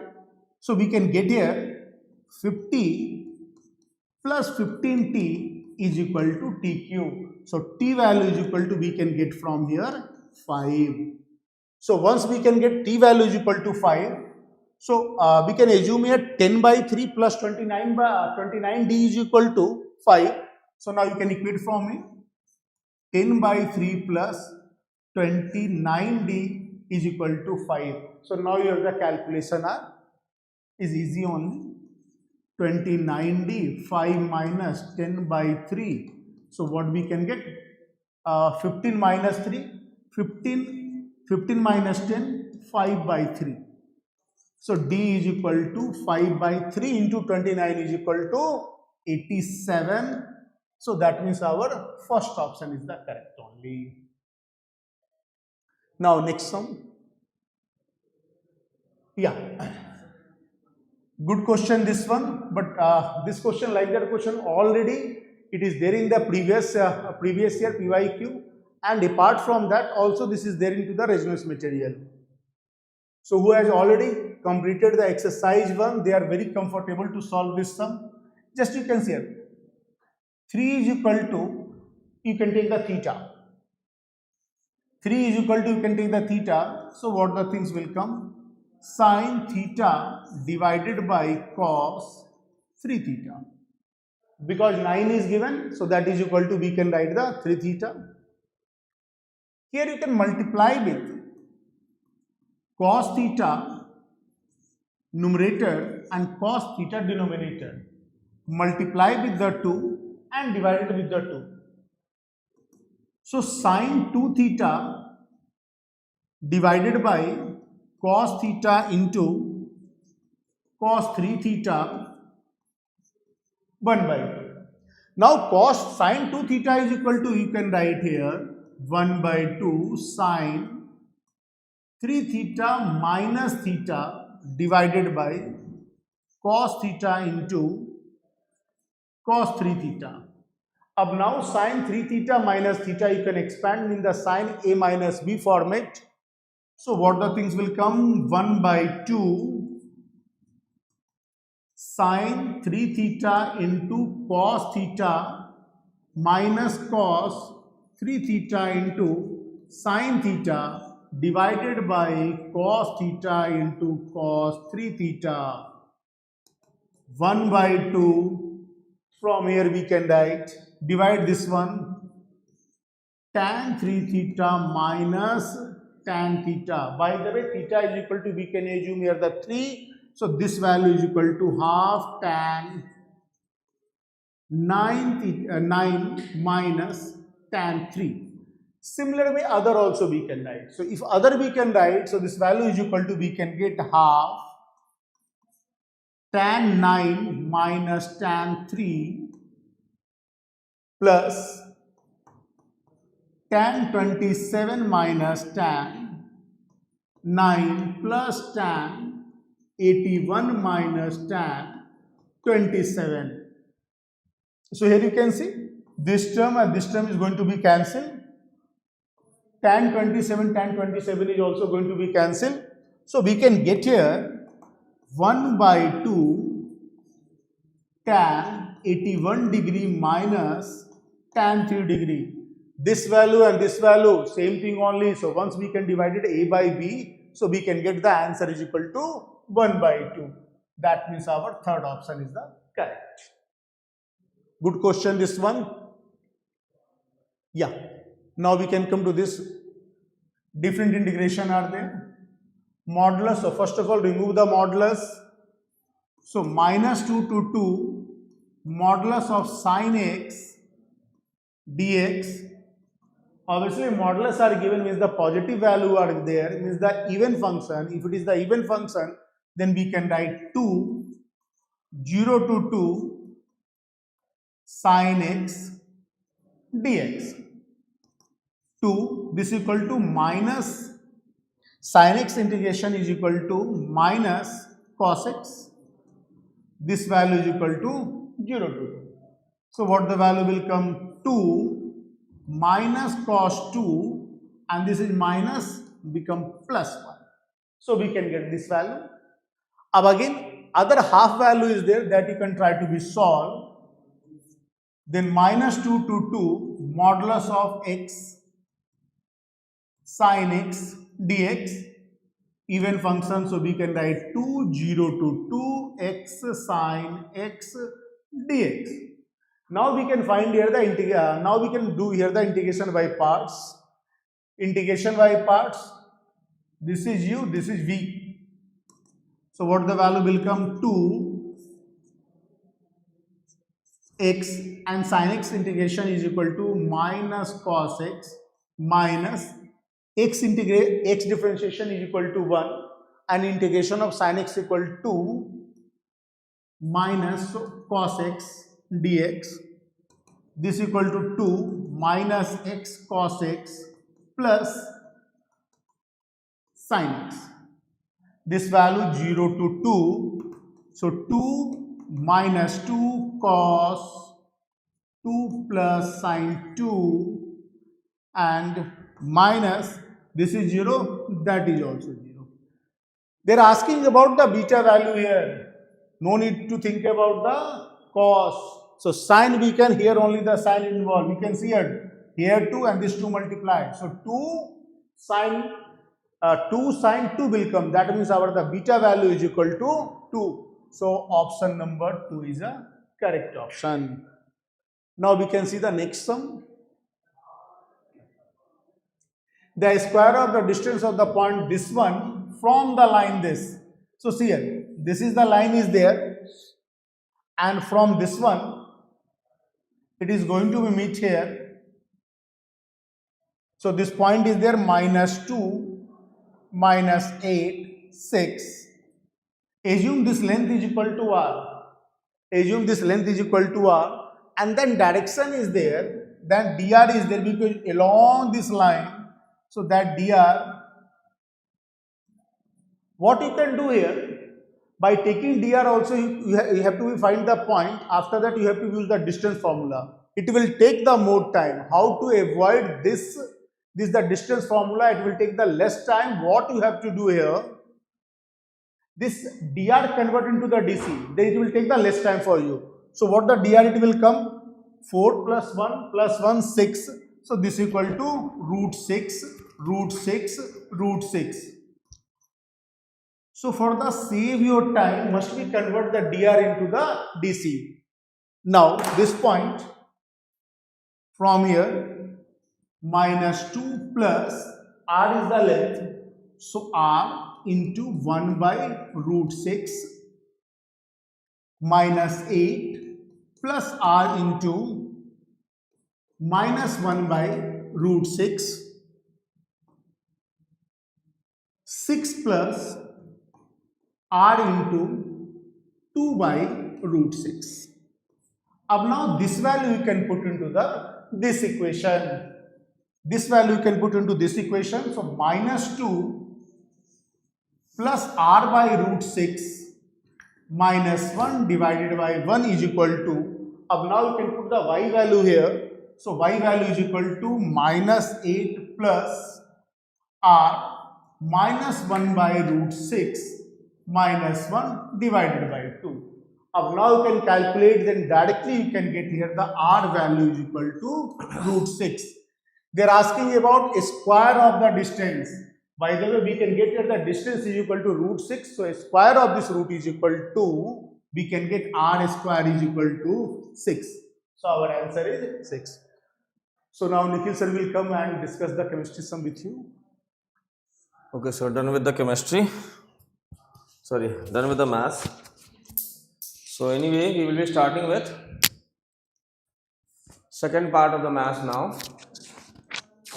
Sorry, chemistry. कोई बात नहीं. It is online, right?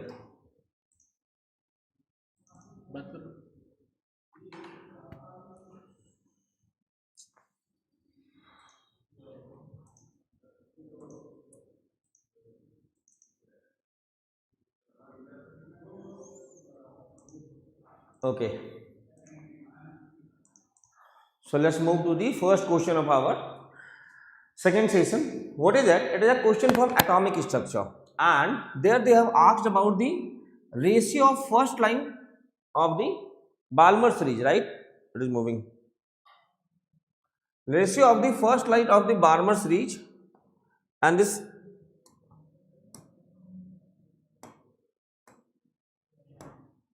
of the Balmer series and that of the bracket series. So what is Balmer series? As we know, beta, in the Balmer series, it is second line of the atomic spectrum. So in Balmer series, electron will be jumping from third orbit to the second orbit.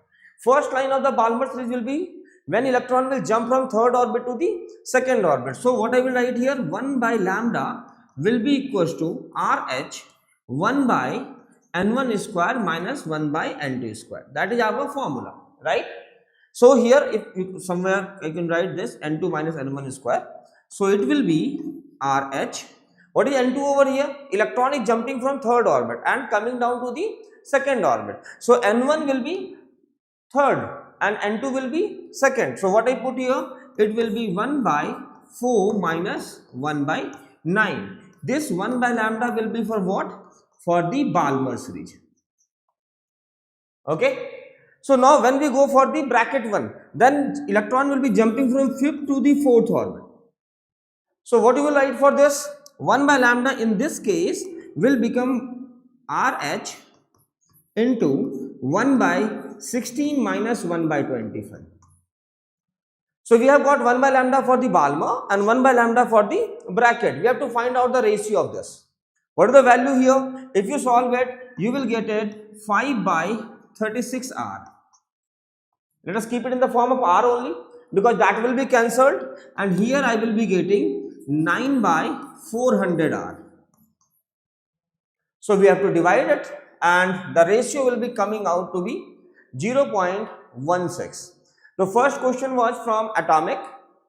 Moderate or more than a little bit towards difficult. Why? Because you have a simple calculation and it is based on only one formula. So I will categorize it into the moderate one. Now let's move to the second question. From ionic equilibrium, we have to find out the pH. Direct formula based application it is.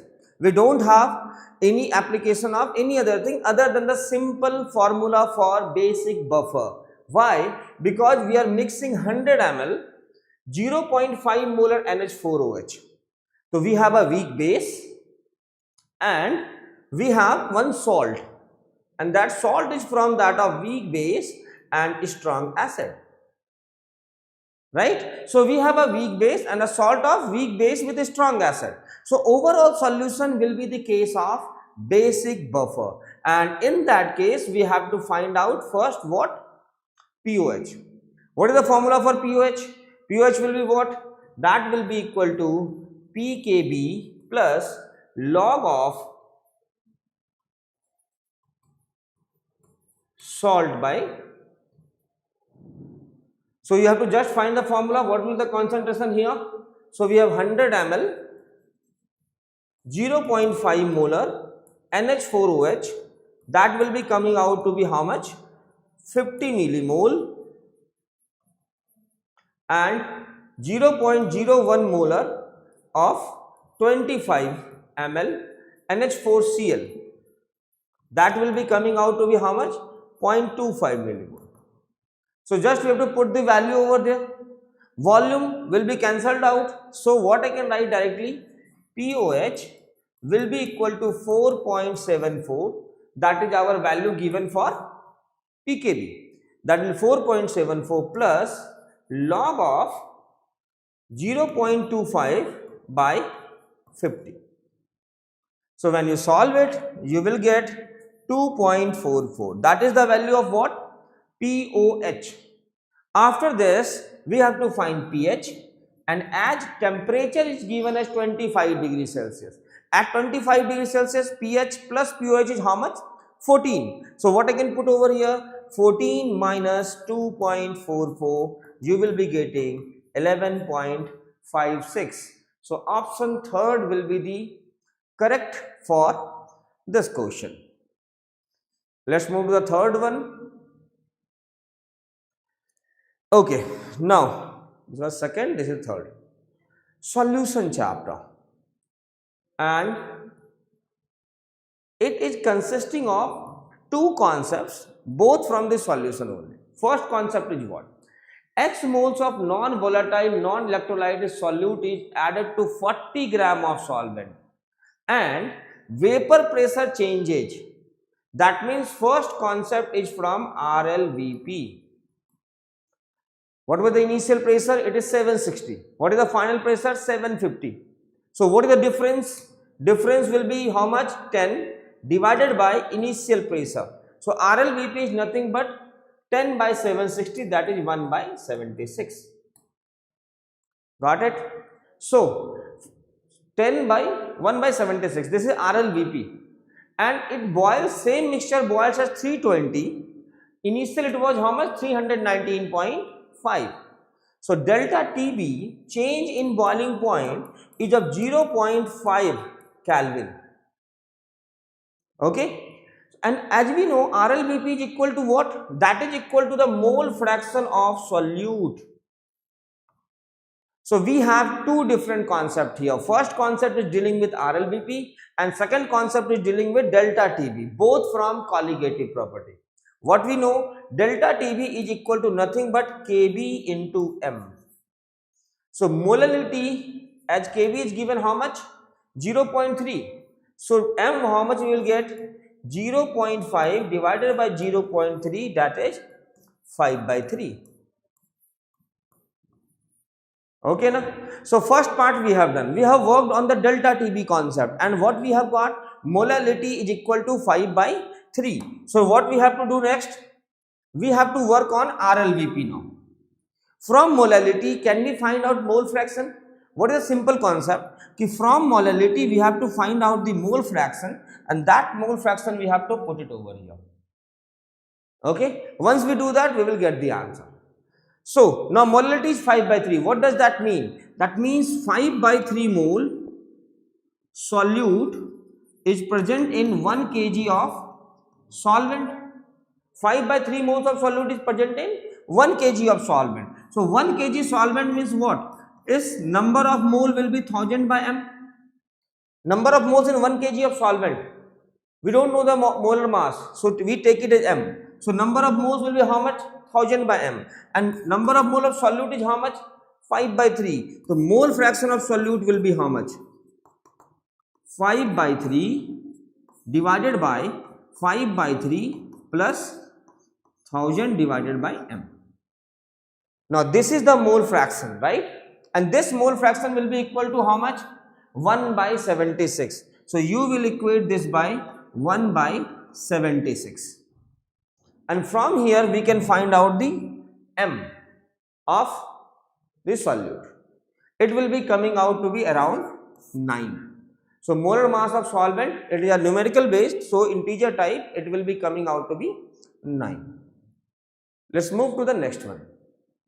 For a first order reaction, fraction of molecule decomposed, simple question, easy question from kinetics, directly formula based question. For a first order kinetics, what is the formula that we write for AT? That is A naught e to the power minus of KT. And they have asked fraction of molecule decomposed. This is fraction of molecule of the reactant left. So 80 is the amount left. So how much amount has been decomposed? It will be what? A naught minus 80. So we put the value of A naught here. What I will get? A naught minus A naught e to the power minus KT. So I will get A naught 1 minus e to the power minus of KT. Now this is the amount of particle that has decomposed, that has dissociated. And what they have asked? They have asked fraction. That means they are talking about alpha. So what we will put? Alpha will be this whole thing divided by A naught. So what you will get out from here? This will be 1 minus e to the power minus of KT. Option third. So after this question of kinetics, we have question from chemical equilibrium. Again, easy question from chemical equilibrium. They have given a value of Kc. And a very simple question, they have asked about the another one.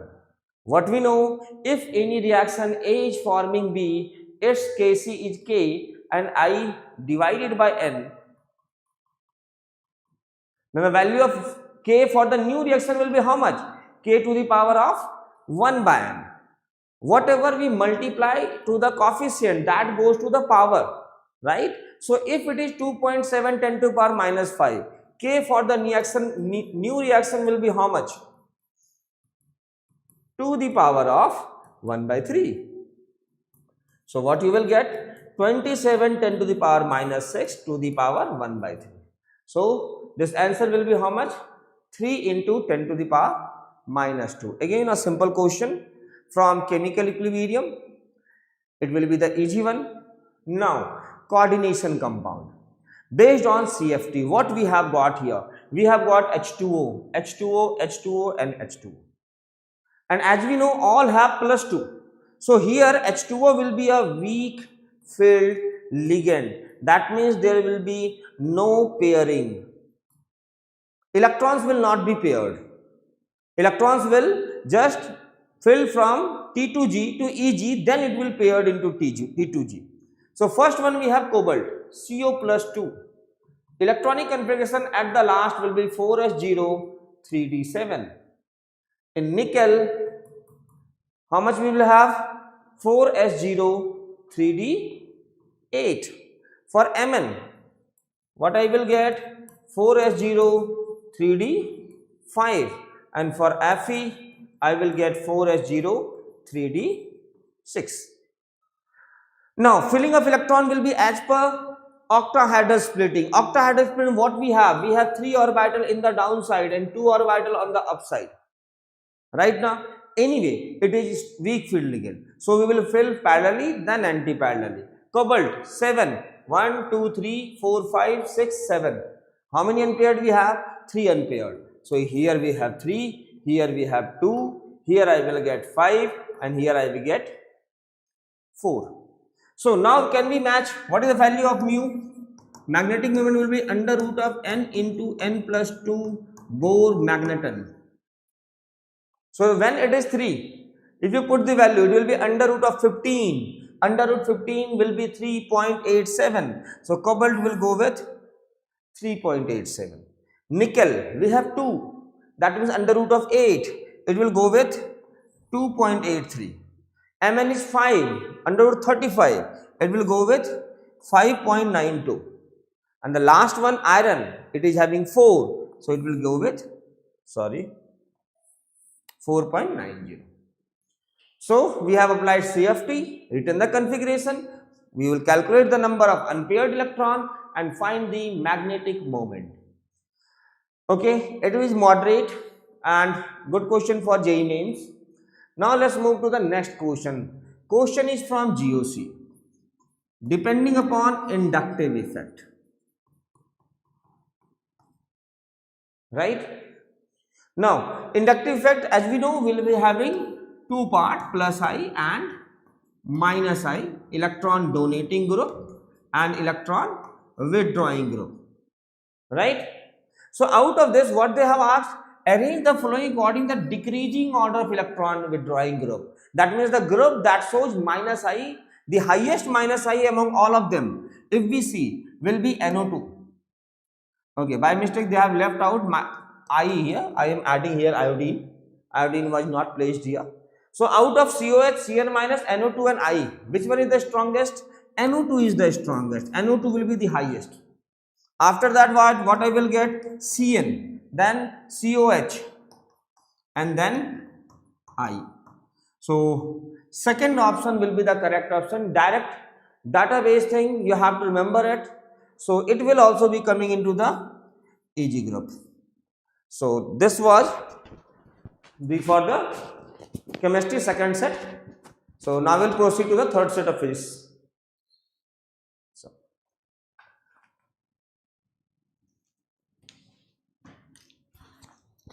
Yes, students, thank you, sir.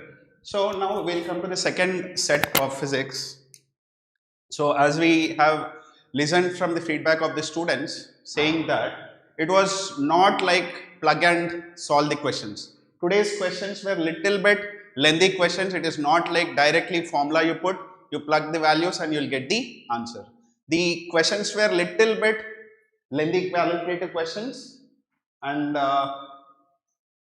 most of the questions were, and it is not like completely, the good news is like, it is not like completely new questions which are out of the box questions where students got shocked by seeing the questions. It is those type of questions did not come today in today's paper. And if you are seeing, this is the current electricity question.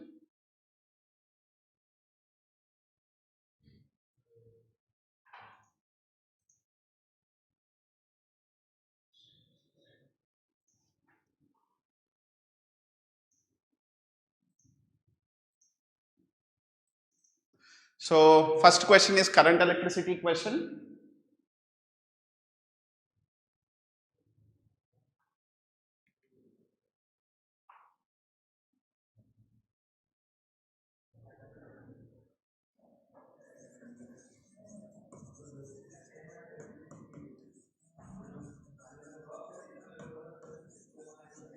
Chapter is current electricity and topic is equivalent batteries.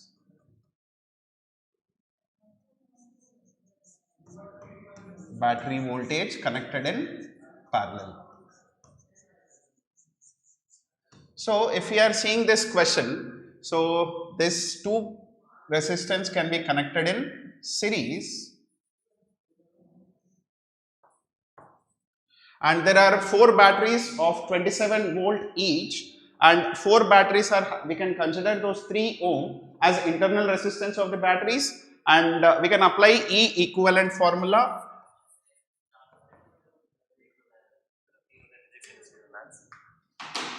So E equivalent is E1 by R1 plus E1 by E2 by R2 divided by 1 by R1 plus 1 by R2, so on. So E1 by R1, the potential is same for all the batteries, the resistance values is also same. So 4 times E1 by R1, which is 27 by 3 divided by 1 by R1 plus 1 by R1 plus 1 by R2. So 4 by 3. So the equivalent voltage will get it as 27 volt. So now this 27 volt, if we are completing the circuit,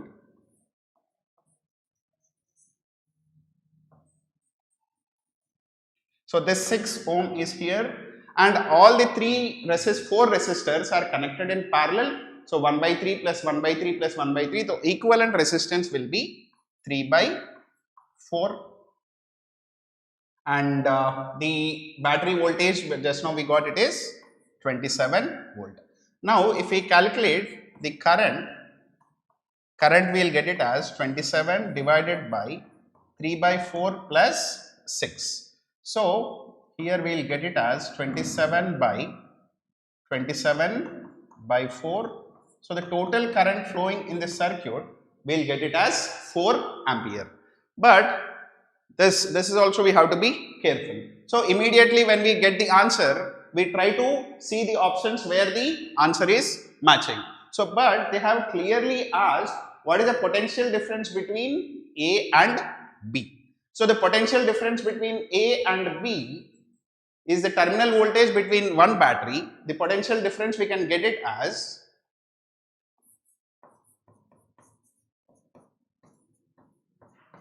minus 3 by 4 into the current, which is 4. So the terminal voltage we are getting it as 24 volt and the current will not be 4 ampere. So the current will be 1 ampere through each resistor. So the current through each resistor will be 1 ampere and the potential difference is 24 volt. So here current will be 1 ampere and 24 volt. So the current passing through A and B, if this is the resistance, so current passing through A and B, if we are calculating the resistance between the two circuits, the current will be 4 ampere. In that case, the answer will be 24 volt and 4 ampere. But if they are asking the current through this 27 volt battery, the current will be equally splitting into 1 ampere, 1 ampere, 1 ampere. So the answer will be 24 volt and 4 ampere. Next question, this is a diffraction question. Chapter is wave optics.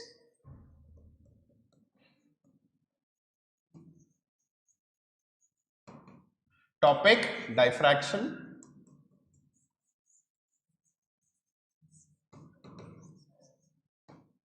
So the diffraction maxima minima. So in a single slit diffraction, we know that the central bright fringe, the intensity keeps on decreasing. So and the y, and this is the dark fringe. Y of the dark fringe is given by n lambda d by A. A is the slit width and they have asked the linear separation between the first minima and the third minima. So this we can write it as y3 minus y1. So third minima will be occurring at 3 lambda d by A and first minima will be occurring at lambda d by A. So the linear distance between them will be 3 lambda d by A minus lambda d by A. So this we will get it as 2 lambda d by A.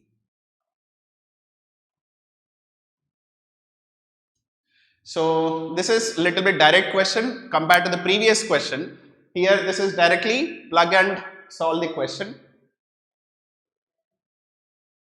Next, coming to the next question, this is elasticity.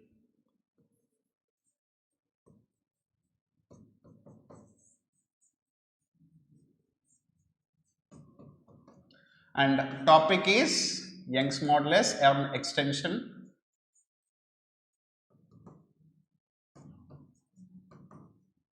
Yeah.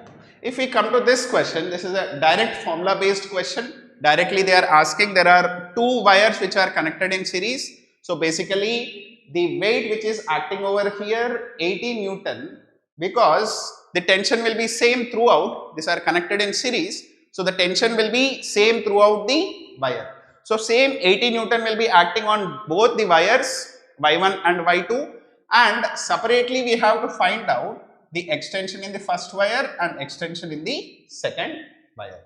And extension formula we know, YA by L, FL by AY. So force is same, so the extension produced in the first wire, we'll get it as 80 into length of the first wire. Length of the first wire is given as 0.314 divided by pi r1 square. Radius is 2 mm, so here units also we have to be careful, into Young's modulus of the first wire. Young's modulus of the first wire is 2 into 10 power 11. So this is the extension produced in the first wire. Similarly, we can calculate the extension produced in the second wire. Weight will be the same acting on both the wires, and by length of the second material, here it is L2 0.628 divided by pi into radius of the second material is again 2 mm, radius is same for both the wires, into Young's modulus 4 into 10 power 11. So this is how we calculate separately the extension produced in the first wire and extension produced in the second wire. Now they are asking the total extension in the wires. So total extension will be extension in the first wire plus extension in the second wire. So if we substitute in the values, we will get 2 into 10 power minus 10 meters. Next, coming to this is thermodynamics.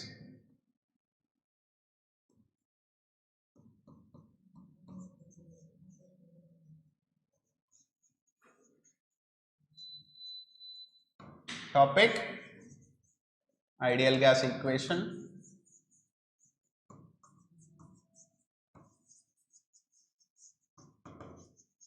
So in this question, they have given a relationship between pressure and volume. Okay. So for sample A, they are telling that volume is 3 V0. So if we plug that value of 3 V0 here, for sample A, pressure we will be getting it as 3 P0 by 3 square P0 by 10.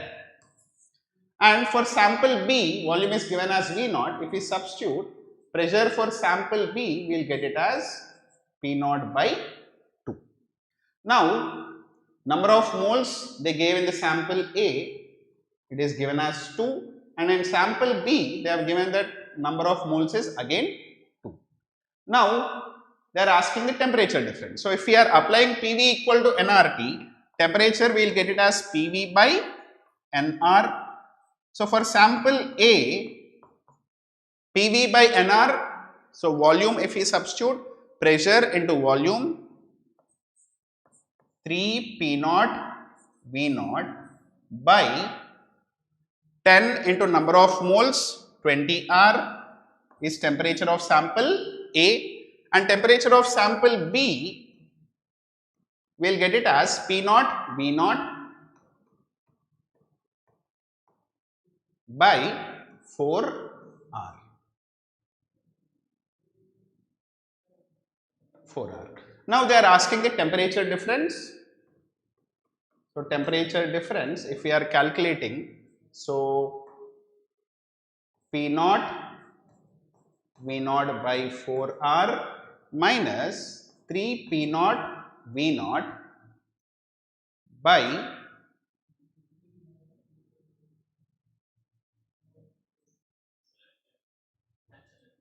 3 P0.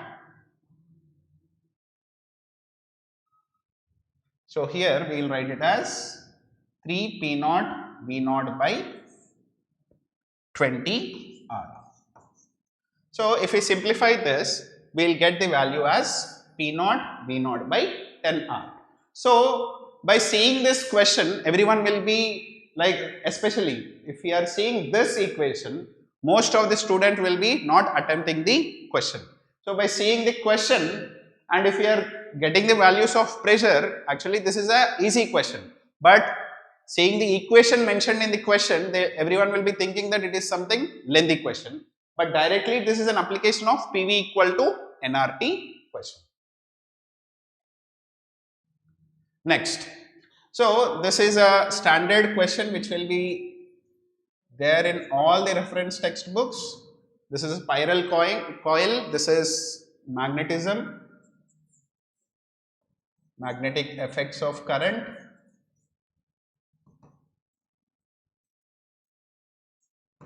Topic is magnetic moment.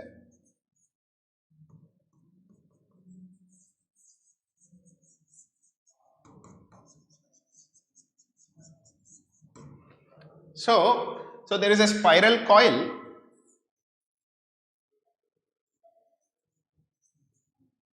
and the inner radius they gave it as 3 centimeter and outer radius they gave it as 6 centimeter and the current flowing through the coil is 20 milliampere. Now this can be assumed like a continuous wire whose inner radius is R1 and outer radius is R2. Now in this we can take a element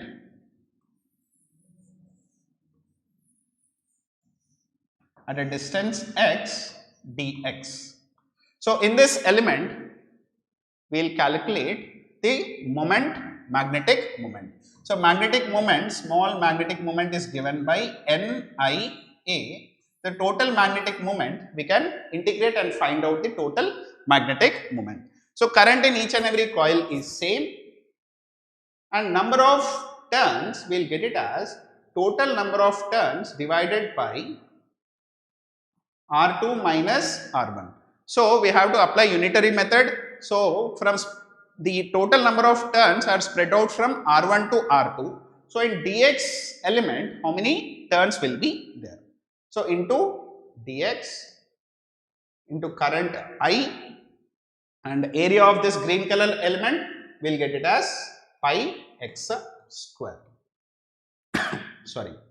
So this we have to integrate from R1 to R2. So the total magnetic moment of this wire, this coil, we will get it as Ni by R2 minus R1 into pi R1 cube R2 cube minus R1 cube. So all the values if we substitute, we will get it as 84 pi into 10 power minus 4 ampere meter square. Next, this is an alternating current question. So as we have discussed, today's paper, yesterday's question paper, if we are seeing last day before day's paper, it was slightly inclined towards 12th class, but here all the topics were uniformly spread out throughout all the topics, 11th as well as 12th. So now this is an AC question and they have given that the power factor of the circuit is 1 by 2. So for a series LCR circuit, power factor is R by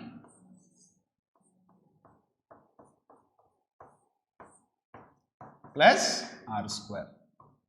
Now the resistance in the wire they gave it as 100 ohm and the power factor they have mentioned it as 1 by 2. So resistance is 100 ohm divided by, and they are given that XL minus XC value is root 3 alpha. So this we can write it as 3 alpha square plus 100 square. So squaring on both sides we will get it as 3 alpha square plus 100 square is equal to 400 square, 200 square which is nothing but 40,000, 40,000 minus 10,000 we will be getting 30,000. So squaring square root on both sides, we will get alpha to be 100.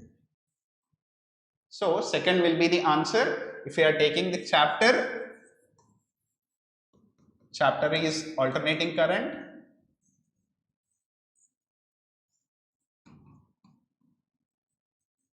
Topic is power factor of a LC.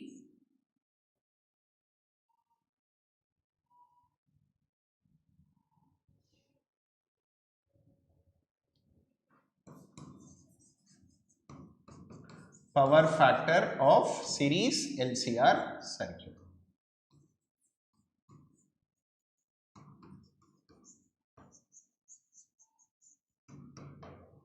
Next, so this is what for second session of physics. More questions are about to come, especially students who are attempting the second attempt.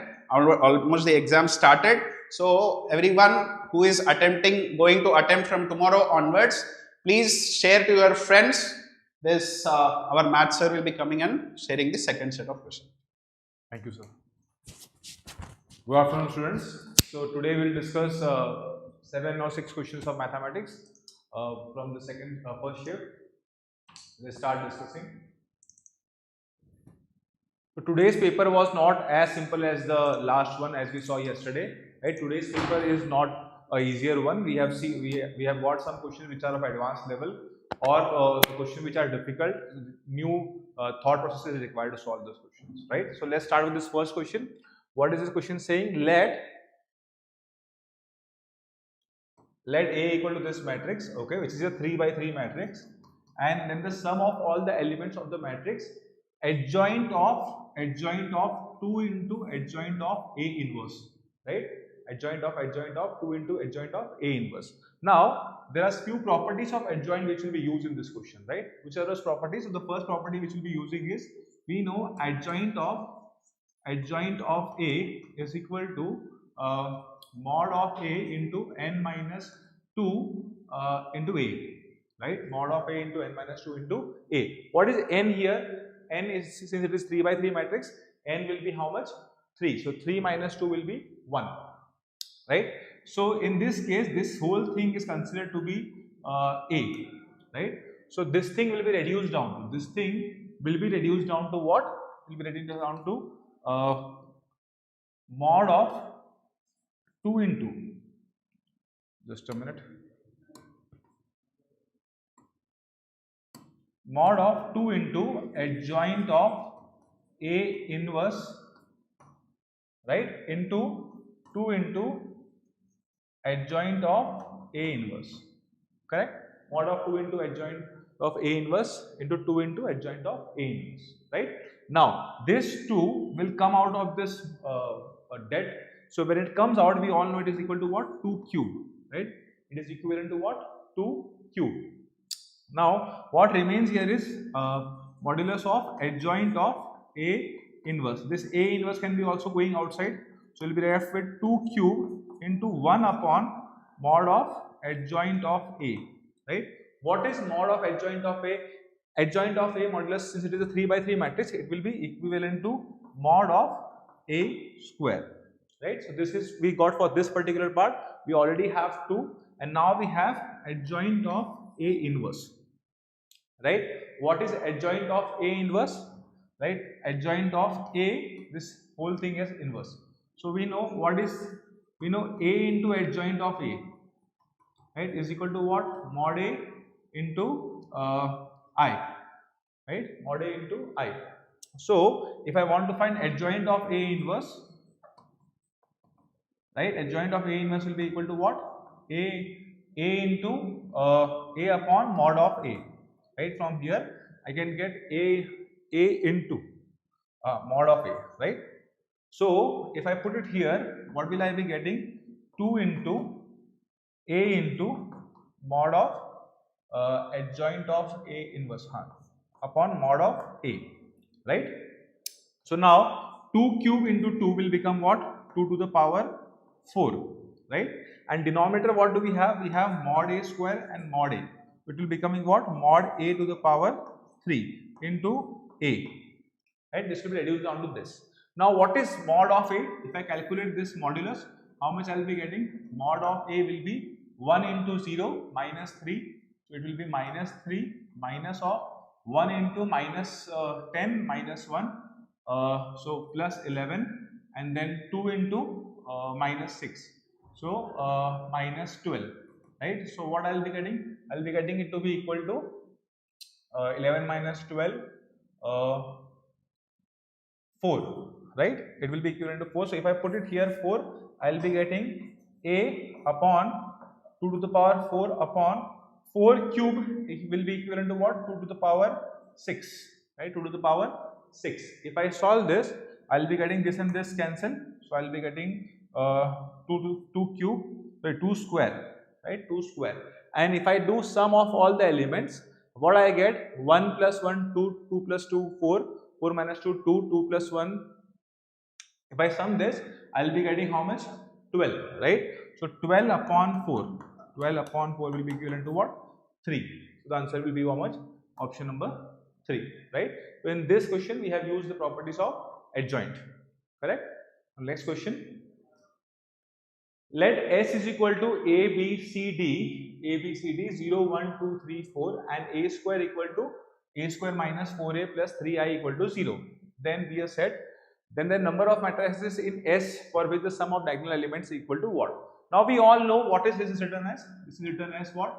Characteristic equation of this particular matrix, right? And for characteristic equation, this middle number is nothing but sum of the diagonal element, and this number, right, with I is what? Is the determinant value of this matrix, right? So from that, what can I say? I can say that A plus D is equal to 4, and also AD minus BC is equal to what? 3, right? So we need numbers such that A plus D equal to 4 and AD minus BC is equal to what? 3. So if A plus D is equal to 4, I can say it is 0, 4, right? 1, 3, 2, 2, 3, 1 and 4, 0, right? 0, 0, 4, 1, 3, 2, 2, 3, 1 and 4, 0, right? Now, if I consider 0, 4, right? A is 0 and D is 4, then AD will become what? 0. So 0 minus BC should be equal to 3. So from here I will get what? BC is equal to minus 3, right? But the numbers given to us, the choices what we have are all positive. So product of any two positive numbers cannot be negative. So this case will be eliminated, right? Similarly, 4, 0 will also be what? Eliminated. Similarly, 4, 0 will also be what? Eliminated. Now what we have? 1, 3. So if I calculate 1 and 3, right? If I calculate 1 and 3, so if A is 1, D is 3, I will be getting 3 minus BC is equal to 3. It means that BC is equal to 0, right? BC is equal to 0. Now for B and C to be equivalent to 0, what are the options we have for B and C, right? First of all, B can be 0 and C can have 1, 0, 1, 2, 3, 4, right? 5 choices, right? At the same time, if C is 0, right? Now 0, 0 is already counted, so I will have 0, 1, 2, 3, B as 1, 2, 3, 4, right? So 5 cases from here, 4 cases from here. So in total, how many cases we will have? 9 cases, right? So in the second case, how many are there? 9 cases which are possible, right? If this is 9, similar logically, this 3, 1 will also be having how many cases? 9 cases, right? And this 2, 2, right? When A is 2 and D is 2, how many cases are possible? 2 into 2 will be 4, 4 minus BC will be equal to 3. So I'll have BC will be equal to what? 1. BC is equal to what? 1. If B and BC is equal to 1, so we need to choose number out of these 5 numbers such that the product of the numbers is equal to 1. There is only one choice when B is equal to 1 and C is equal to 1. So in total, 9 plus 1 case, how many are possible? 19 cases, right? How many are possible? 19 cases. So for this question, this is the answer. This question was on P and C. Right, this is the question from circle. What are they saying? Let P be any point from which two chords bisected at y-axis. Two chords are bisected at y-axis, right? Are drawn to the circle whose equation is this. This circle is also passing through origin. So let's consider a circle passing through origin. right? Kind of like this. And now on this circle, let's consider two chords which are passing through what? Which point? 1 comma 2. So 1 comma 2 somewhere lies here, right? I'm considering two chords like this, right? And there will be two chords, and this point be what? This point be 1 comma 2. Okay, and both of these chords are bisected by y-axis. Bisected by what? Y-axis, right? If they are bisecting, so what I can say, that their midpoint will lie on the y-axis, right? Their midpoint will lie on the y-axis. So let's consider this point to be what? 0 comma y1, right? So can I say that for this chord, right, we have the midpoint, so we can use the chord formula for which midpoint is given. What is the formula? What is that? T is equal to S1, right? For T is equal to S1. If I use T is equal to S1 in this case, so what is T is equal to X1? T is equal to X1 will be what? X1 plus Y1 plus X plus X1 by 2 minus 6 into Y plus Y1 by 2 is equal to S1 will be X1 square plus Y1 square plus X1 minus 6Y1, right? Now as X is equal to 0 and Y is equal to what? Y1. So what I will have? I'll put X equal to 0 in this, X1 equal to 0 and Y1 Y1. So what I'll get? Y1, right? Y1 plus X by 2 minus 6, this is 3, so let's keep minus 3, y plus y1 is equal to y1 square minus 6y1, right? y1 square minus 6y1. Now this is the chord equation of both the chords, right? Now both of this chord, what is the special point? The special point we know is that they are passing through a point 1 comma 2, right? So if we have x and y coordinate, I will put here 1 comma 2 in this. If I put 1 comma 2 in this, I will be getting 2y1 plus 1 by 2 minus 3 into 2 plus y1 is equal to y1 square minus 6y1, right? If I solve this, I will be having a quadratic, right? I will be having a quadratic, and what will be that quadratic? So it will be, if I solve y1 square, right, from here I have 2y1 minus 3y1 is how much? Minus y1, it will go there, so it will become minus 5y1, right, minus 5y1, and then half minus 3 by 2, which will be minus 6. So it will be equivalent to how much? Minus 11 by 2. So when you solve this, you have 2y1 square minus 10y1 plus 11 equal to 0, right? When you solve this, you will get a value of y1. y1 will be how much? Y1 will be 5 plus minus root 3 by 2, right? Somewhere around this, right? Now you have a point, you have 2 points, 0 comma 5 plus root 3 by 2 and 0 comma 5 minus root 3 by 2, right? Along with this, we have one common point for that, both the chords. Which are those points? 1 comma 2 and 1 comma 2, right? Now I can write the equation with 2-point form, and I can check out of this equations, these 4 options, which options are matching. So I guess the first option will be matching. If you write the equation of line with 2-point form, this first option will be matching, right? It was a bit lengthy question, right? But conceptually it is not, will consider difficult or not something which is out of the box, right? Now the next one, this question is something which many people in the exam could have left, because it is something which requires some out of the box thinking. So what they are saying, let fx equal to f, this is f dash x and f double dash x, right? And f0 is equal to 0, where fx is a polynomial function, right, of nth degree. So fx is a polynomial function, obviously f dash x will be a polynomial function of n minus 1 degree, right? And f double dash x will be a polynomial function of n minus 2 degree, right? So what I can say, this side degree should be equal to this side degree. So from here I'll have n is equal to n minus 1 plus n minus 2. This n will cancel n, and I'll have n equal to 3, right? From n equal to 3, what I can say is that that it is a cubic equation, right? It is a cubic equation. If it is a cubic equation, what I can say, ax cube plus bx square plus cx, d will be 0 because f0 is 0, right? So there will be no constant term in this. So this is fx, which will be equal to, they have given f dash x, which will be 3ax square plus 2bx plus c into f double dash x, which will be 6ax plus 2b, right? 6ax plus 2b. Now, when you multiply both the sides, right, what you can observe is that there will be a constant term on the right side.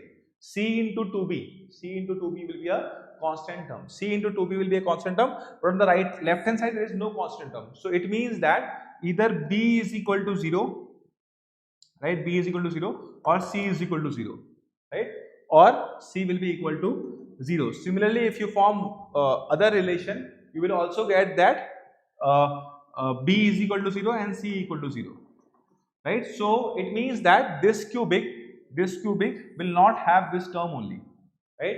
Neither x square term, neither c term. Only the term what it will have is what, ax cube, right? And when you compare just the cubic term on both the side, what you will have, cubic term you will get from 3ax square and 6ax, right? So fx will be coming out to be how much, x cube by 18, right?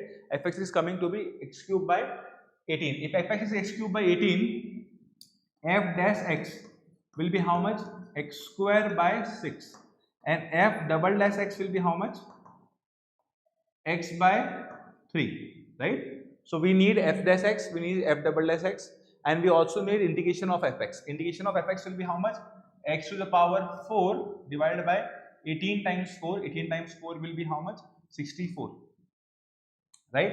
Now I can do the integration, I can add all the fraction, and I think the answer what you will be getting is 48.5. There is not much difficulty, you just need to put 2 here, right? 2 in this, so you will get 4 by 6. 4 by 6 is nothing but 2 by 3, and when you put 2 here, again you will get 2 by 3.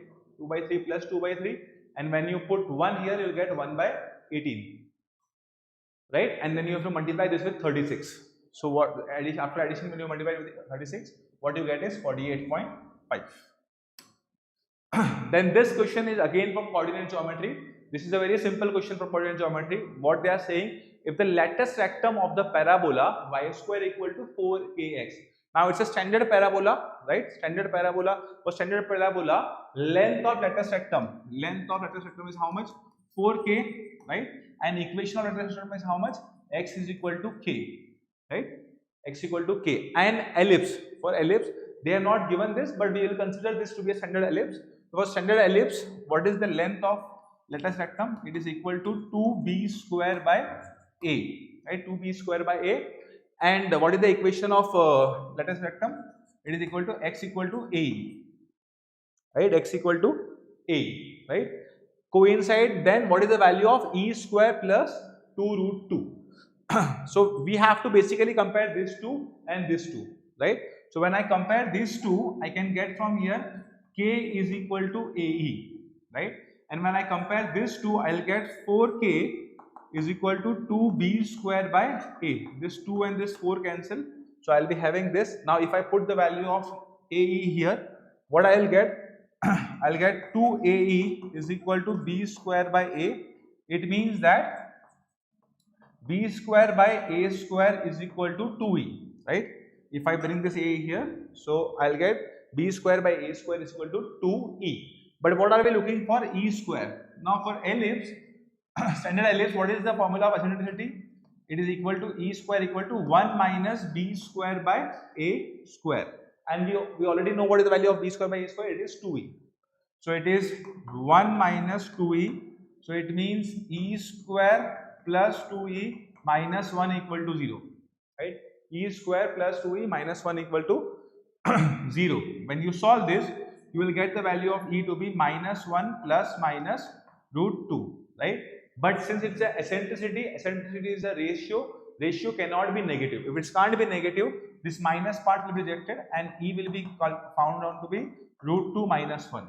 If e is root 2 minus 1, What is the value of E square? E square will be 2 plus 1 minus root 2, right? If I send it that side, I'll get E square plus root 2 will be equal to what? 3.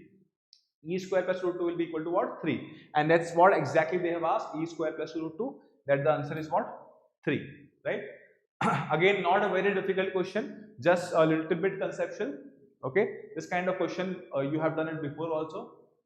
Now this question is of differentiability. We can do this question easily by graph.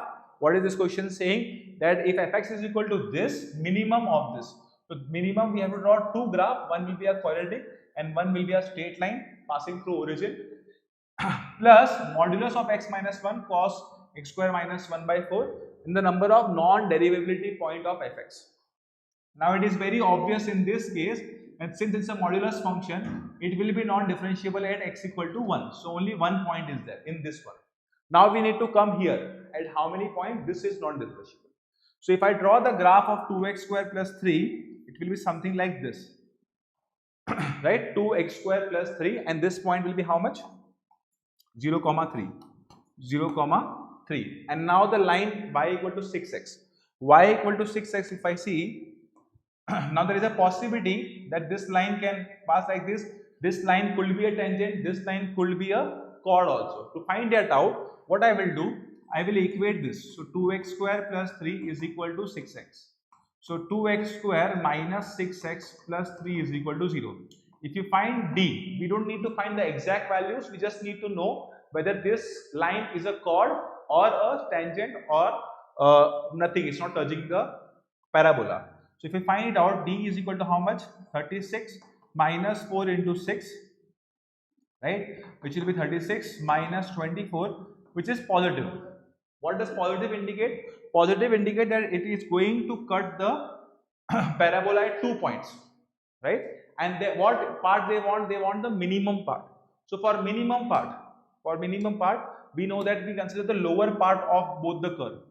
So if I consider this is the part of the curve, right? In this area between the line and the parabola, this is the part of the curve, and this is the line of the part of the curve, right? Now we can see there is one non-differentiable point, it's a sharp turn.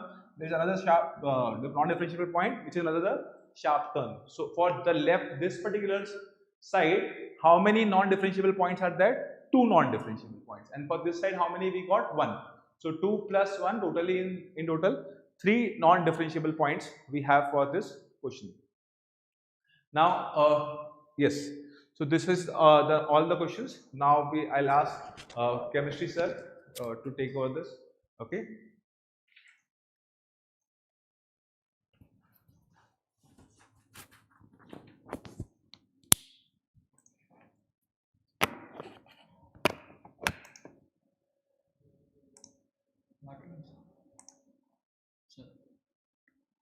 Yeah, now see the last questions in the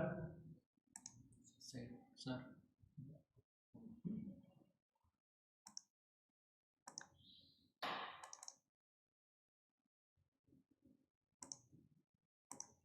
yeah, see the question now. This question is from the redox reactions and it is from the redox titration. See the question. Calculate the number of moles of potassium permanganate need to oxidize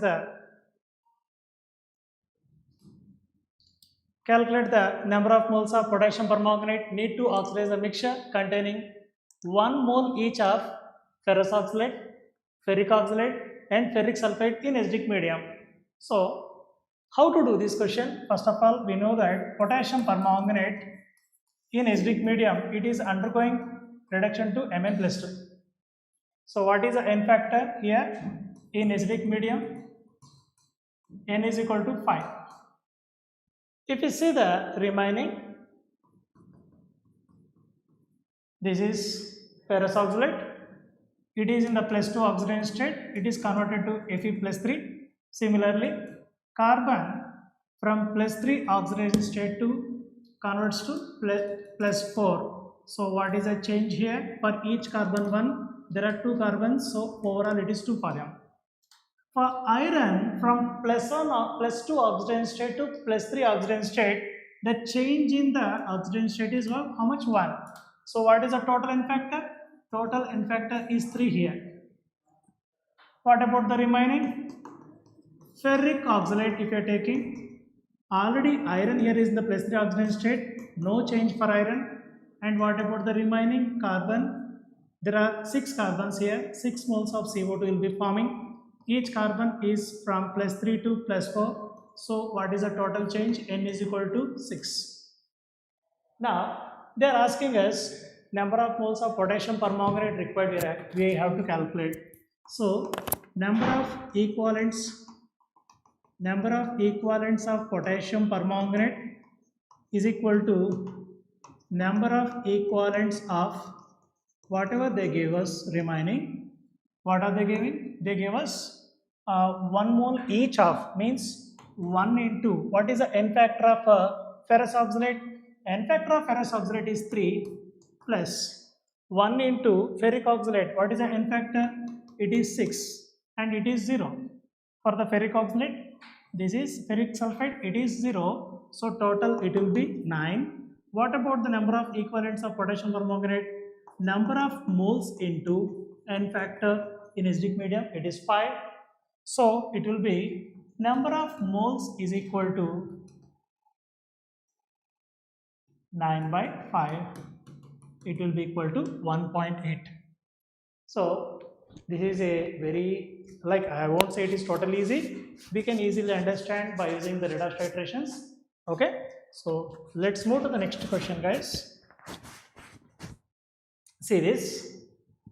Calculate number of molecules soluble in sodium hydroxide. See here, if you are taking phenol, benzene will not be soluble in sodium hydroxide. Phenol is soluble in sodium hydroxide and it forms phenoxide ion. It is soluble. Now by seeing it, definitely you will feel like it will be also soluble in sodium hydroxide, but there is a problem here. There is a methyl group and it will show hyperconjugation. Because of this, it will not be soluble in sodium hydroxide.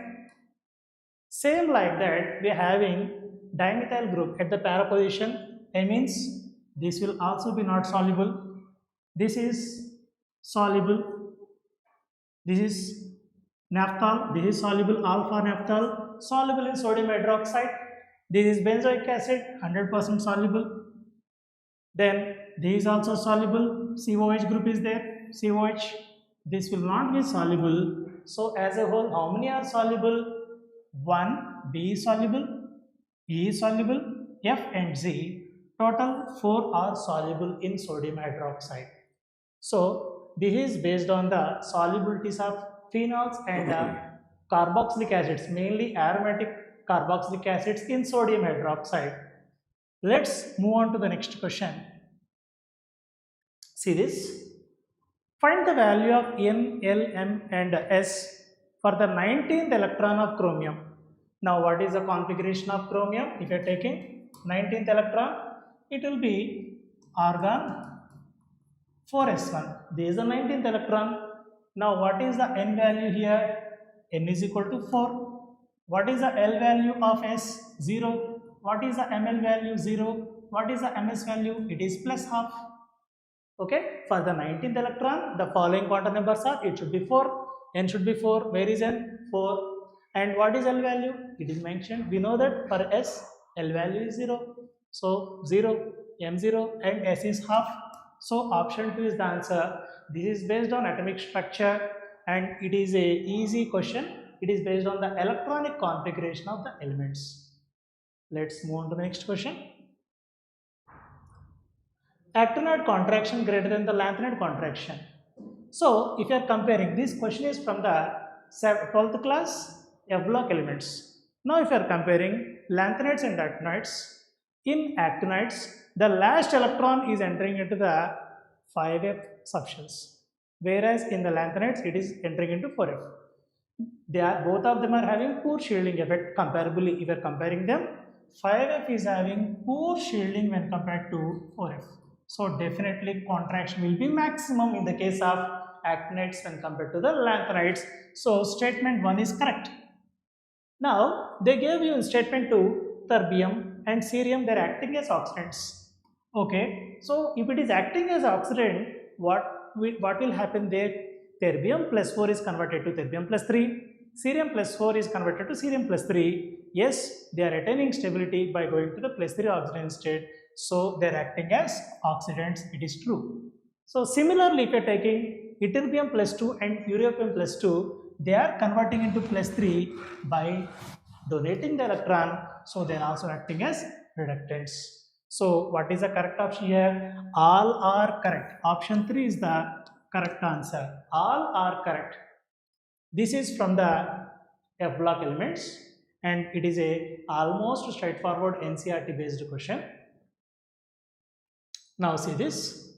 Anion X minus contains 45 neutrons and 36 electrons. The atomic mass, period number and state in which X minus exists is. They clearly mentioned in the question it is an X minus ion. So if it is an X minus ion, they mentioned that 36 electrons are there. Then what will be the element? Element will have 35 electrons in neutral state. Clearly they mentioned it is X minus ion. So it should have, what is atomic number? It should be 35. Now, which element is having atomic number 35? We know that it is bromine. Okay, at room temperature, bromine is a liquid. So what is the state? It is a liquid state. Now, what is atomic mass? Atomic mass, it is belonging to the period 4 and its atomic mass is 80. Bromine, atomic mass 80. Bromine, atomic number 35 and 80. So, what is the answer for this? It is 1 and it is from the periodic properties. See the next question. If L is the number of lone pair of electrons in the equatorial position of the most stable structure of ClF3. If you are taking ClF3, how will be the structure of ClF3? There are 3 fluorines. This is the shape of ClF3. There are 2 lone pairs. It is having T shape and hybridization is sp3d. Now, what they are saying? Which of the following ions also have the n unpaired electrons? Means whatever compound we are taking, central atom is chlorine. There are 2 lone pair of electrons. Now, among the following, we should have same number of electrons. You have to see. See, unpaired electrons. For example, if you are taking vanadium. Vanadium atomic number is standard atom vanadium 23. It is 4s2 3d3. They are taking vanadium plus 3. Definitely it will have 2 unpaired electrons. We are removing the 3 electrons, 2 from here, 1 from here. So it is correct. Then what about titanium plus 3? Scandium, titanium, argon. So it will be having 3d1. Definitely no for this. It is having only 1 unpaired electron. Then come to the copper. Copper plus 2. Copper, if you are removing 2 electrons, means Cu, if you are taking its configuration is argon 4s1 3d9. If you are taking Cu plus 2, it will be 3d9, 1 unpaired electron. This is also no. Nickel plus 2, if you are taking nickel plus 2, if you are removing electrons, it is argon 3d8. Definitely 2 unpaired electrons. Na plus 2 is also correct. Then titanium plus 2. Titanium plus 2, it is argon 3d2. It is also having 2 unpaired electrons. So among the following, which ions are having 2 unpaired electrons? Nickel plus 2 is having 2 unpaired electrons. Titanium plus 2 is having 2 unpaired electrons. And vanadium plus 3 is having 2 unpaired electrons. So A, D, E is the answer. Okay. So it is easy question. Let's move on to the next question, guys. The calculated spin only magnetic moment for K3 FeOH taken 6 times and K4 FeOH 6 times respectively are. See, in both case OH is a ligand. OH is a very weak ligand. So first of all, what is the oxidation state of iron here? It is plus 3. Here it is plus 2. Okay, there is no pairing. OH is a very weak field ligand. So coming to the number of unpaired electrons present in each ion, we have to take Fe plus 3. What is the configuration? It is argon 3d5. Fe plus 2. What is the configuration, guys? It is argon 3d6. Now, How many unpaired electrons are there in this? There are 5 unpaired electrons. What about the second one? There are 4 unpaired electrons. N is equal to 5 here, N is equal to 4 here. If you are applying the spin only magnetic moment formula, root over N into N plus 2 Bohr magnetons, it will be root over 5 into 5 plus 2. Here it will be root over 4 into 4 plus 2. So if it is 5, directly we can say that it is around 5.92. If it is 4, 4.90 Bohr magnetons. So among the following, what is the correct answer we can say? Fe plus 3, it is having 5.92. Fe plus 2, it is having 4.9. Option 4 is the answer. It is from the D block elements. Okay, so coordination compounds we can take, because these are all complexes, no? We can take it as a complex compound. Let's move on to the next question. Yeah, please, sir. We will continue with the paper analysis. Thank you, Dinesh sir. So let's take into the final part of chemistry paper. Analysis of different types of questions came from all these chapters from 11th and 12th. As usual, first let us classify them into 11th and 12th. How many questions from 11th and how many questions from 12th? Remember, these are all the memory based questions. Therefore, there will be difference in the question data also, sometimes structures also, names of compounds also from the final questions, from the original questions. So, from the number of questions, we have got 21 questions. Out of these 21 questions, right? Out of these 21 questions, you can say 1, 2, 3, 4, 5, 6, 7, 8, 9, 10. Interlinked it is. So, 10 questions are from 11 standard and 11 questions are from 12 standard. But these are up to whatever 21 questions we have received only. Still 4 more questions are there. Maybe from 12 standard I am assuming, because the percentage weightage of 11 standard is at around 40% and that of 12 standard is around 60%. A little 2 or 3% more or less. So, this is the main ratio, right? So, coming to difficulty level also, let us see. Moderate, moderate, moderate, difficult, difficult, then all these are moderate, then again difficult. There is one easy question, then all are moderate questions. So, among the 21 questions, 3 questions only came to the moderate, difficult level. Majority of the questions are in the moderate level. But here, all this classification we have done with respect to students' point only, not from the teacher's point. Therefore, you should understand, if it is a moderate, any of this question, you also might be feeling it moderate. Difficult means difficult. Suppose if I wrote it as moderate, but you are finding it as difficult, understand that there is a preparation deficiency also. And many of the questions, majority of the questions are with the NCERT data also. Therefore, it is a must for the chemistry part to revise, to read and revise the NCERT material for the JEE Main preparation. Now, coming to chapter wise, if you say first question is from P block, general characteristics, very routine in the January 2nd shift also, both morning and evening shift, this question was there. Then chemical bonding, one, then one more chemical bonding, 2 questions came from chemical bonding, where you can see VBT, very regular structure, geometry related question, and here also it is VBT related question. So, chemical bonding mandatory to be prepared. Then alkyl halides and aryl halides, preparation of halides was asked. Then biomolecules, 2 questions were there. Interestingly, here there was very rare situations where from biomolecules more than 1 question will be asked, and in this shift 2 questions came from biomolecules. One is from amino acids and another one is from carbohydrates. Amino acids question was difficult because of the data you need to remember, whereas that of carbohydrates, reducing and non-reducing sugar, it was very comfortable to be done. Then question came from arenes, particularly it was of nitrobenzene. I already told you aromatic compounds mandatorily will come. Then phenol related question also came about the chemical properties. Then atomic structure, as usual, the question came from Bohr's model.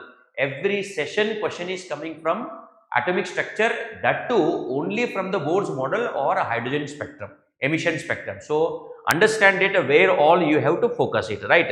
Ionic equilibrium question came again from buffers, 2nd April also from buffers only question came. Then solutions and colligative properties, again colligative property based only in April 2nd also. Osmotic pressure, again here also the question came. Chemical kinetics, order related question, so there also order related question came. All these questions you can understand, right? So they are all similar in lines to the April 2nd paper, either morning or evening. So routine type of paper is getting formatted. So let's see today's evening or upcoming shifts how the paper will be. And equilibrium, again application of Kc, equilibrium constant. Then one more question from magnetic property. Morning only I have told you, before starting the paper discussion, I told you there is a very important concept, magnetic property of d block elements. So that is what this question. Then GOC, as usual question came from electron withdrawing group, electronic effects. Then redox reaction, balancing of redox reaction related question was there, but in April 2nd such question was not there. That's a difference here. Phenol carboxylic acid, interrelated question. So that is also one question from organic chemistry. Then one more question from atomic structure, but this was to some extent easier level question only. And F block elements, lanthanoids and actinoids. D and F block element, mandatorily one question will definitely come. So that is why chapter is very small. That too, if we are sticking to NCERT level, that is much more than sufficient, right? So some of the students are missing these few pages preparation also. So very valuable 4 marks you will be missing here, right? Periodic properties, modern periodic table related direct question. Earlier they were asking on physical properties, right? Atomic properties like ionization energy, electronegativity, electron affinity, Z effective, size of atom, ion, etc. But this time it was on the table itself. Then the last question was again from the structure related valence bond theory. So you can understand majority of the questions are repeated or similar type of questions are coming. So if you are focusing on following all these instructions, right, so majorly you will be already with the pre idea that the paper can be of this style, right? So you can go with a better performance in the examination. So this is all from my side, chemistry analysis. Now I welcome our Rahul Vidyarthi sir to take the physics part. Thank you. Thank you, sir. Okay. We got few more questions from the exam, from this session over here. Let us discuss those questions.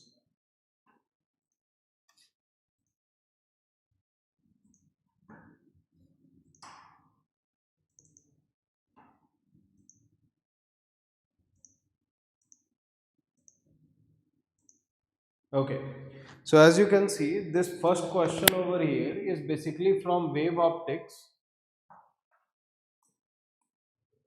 Question is not that simple. This is basically from wave optics, but it is basically a combination of two over here, wave optics, and there is an application of what you call as electromagnetic wave as well, correct? So this is based on wave optics, that too exactly from Brevister's law, that is polarization. Brevister's law, or basically polarization of waves, correct? Now in Brevister's law we know that if the light falls at an angle of what do you call as polarizing or Brevister's angle, then the reflected ray over here is completely polarized, and this polarization happens or the vibrations remain parallel to this plane, correct or not? Parallel to this plane. So over here if I am looking at this, the vibrations which are like this, that is parallel to the surface, will remain over there, and the vibrations which are in this plane will be gone. That is what we know. So over here as we can see, the initial vibrations of electric field and electric field over here was in I cap and k cap, but now the vibrations will be reduced over here to only j cap. Why? This plane's vibration will be gone and the vibrations which are parallel to the surface will remain over here, correct? So these two options are gone over here. The only two feasible answers for us is this or this. But which one will be correct over here? Let us see. Initially the ray is traveling, or the incident ray is traveling along x and z, but now it is traveling along x and minus z over here, correct or not? So I'll go with x and minus z. Where can you look for it? X and minus z. So over here this is x, and this over here is minus z, over here it is x, and over here it is plus z. So I'll not go with this. Second is the answer over here. Basically they have combined two concepts over here, that is wave optics, and second one over here is Brewster. Second one over here is electromagnetic wave. Done? Next. A telescope has resolving power of 5 into 10 to the power minus 7 radian. The wavelength of light is 500 nanometer. Find the diameter of the telescope. We have this question directly from wave optics and basically from a resolving power. So what is the formula for resolving power over here? Resolving power is equal to diameter divided by 1.22 into lambda. That is the value over here. So if I want the diameter, that will be given by resolving power multiplied by 1.22 into wavelength. So over here, what is the value of resolving power? 5 into 10 to the power minus 7 into 1.22 into lambda is 500 nanometer. 500 into 10 to the power minus 9. When you will solve this, or if you will multiply all these three over here, you will get approximately 305 into 10 to the power minus 15 meter, that is equal to 305 Fermi meter. Done? So fourth option. These are formula based questions, so you won't suffer too much problems in this, correct? Now, two forces F1 and F2 act simultaneously on a body. F1 and F2 are given. So what is the sum of F1 and F2? That is F equals F1 plus F2. I am just directly calculating the resultant of these two forces. What is the resultant? 3 plus 2 is 5, comma 5 minus 4 is 1, and 2 only. This is the resultant of force, or the resultant force acting on the body. Next, displaced by 25 centimeter along this direction over here. So first I'll calculate the displacement. What is the value of displacement? That is equal to 25 by 100 along the direction of that. So how to calculate the direction of that? I'll use the direction vector, correct? 3i cap minus 4j cap divided by its magnitude, that is under root 3 square plus 4 square over here. So it is 25 by 100, that is 1 by 4 into 3 comma 3 by 5 comma minus 4 by 5. This is the value of displacement over here. So now we have the displacement vector, and now we have the force vector as well. So what is the work done? Work done is given as F dot S. Force is 512 and the displacement is 1 by 4 comma 3 by 5 comma minus 4 by 5. So what is the work done? If you know the dot product, I'll take 1 by 4 common, and inside what is the value? 5 and 5, it will be cancelled 3, and this over here minus 1 over here 1, and this is minus 4 by 5. So what will be the value over here? Minus of 4 by 5. That's it. This is the value over here. So it is given as 1 by 4 into 3, 15 minus 1, 11 by 5 into 1 by 4 in terms of meter. But if I want it in terms of, if I leave it in terms of only centimeters, then I'll multiply it with 100. What will I get? 5, and this will convert to be 55 joule, but this is the one over here. Done? But if you want it in SI units, the answer should be in this range over here. What is the value? This one over here. Done? Next. If resistance of diode in forward bias is 10 ohm, then the time constant of the circuit would be alpha into 10 to the power minus 5. Find alpha. First of all, we need to know which one is reverse biased, which one is forward biased. So over here, if you look at this, this is positive and this over here is p type. So this over here is forward biased and this over here will be automatically reverse biased, and in reverse biasing it will apply infinite resistance. So there is no current from the lower side, correct or not? So now the equivalent circuit of this one will look something like this. This is the capacitor, this is one resistance, this is one more, and there is a cell of 2 volt over here. 2 microfarad, and this over here is 100 and this over here is 10 ohm as it is given. So what is the value of time constant? That is R equivalent multiplied by C. R equivalent is 110 ohm multiplied by C in 10 to the power minus 6, that is equal to 22 into 10 to the power minus 5. So what is the value of alpha? Alpha according to the given data is equal to 22. Next, a particle is moving along x-axis where speed varies as v square equals 100 minus x square. Over here, this question is basically based on SHM. To be exact, on SHM, velocity relation. We have already studied velocity relation. What is that? V square equals omega square into a square minus x square, and you have the direct result. That's it. So v square over here is given as 10 square minus x square. Then over here we can write it as 1 square. So over here we are getting omega as 1, and since omega is given as 2 pi by t equals 1, so t must be equals to 2 pi. That's it. So over here the option third. Next over here, now Jitendra sir will take over. Thank you everyone.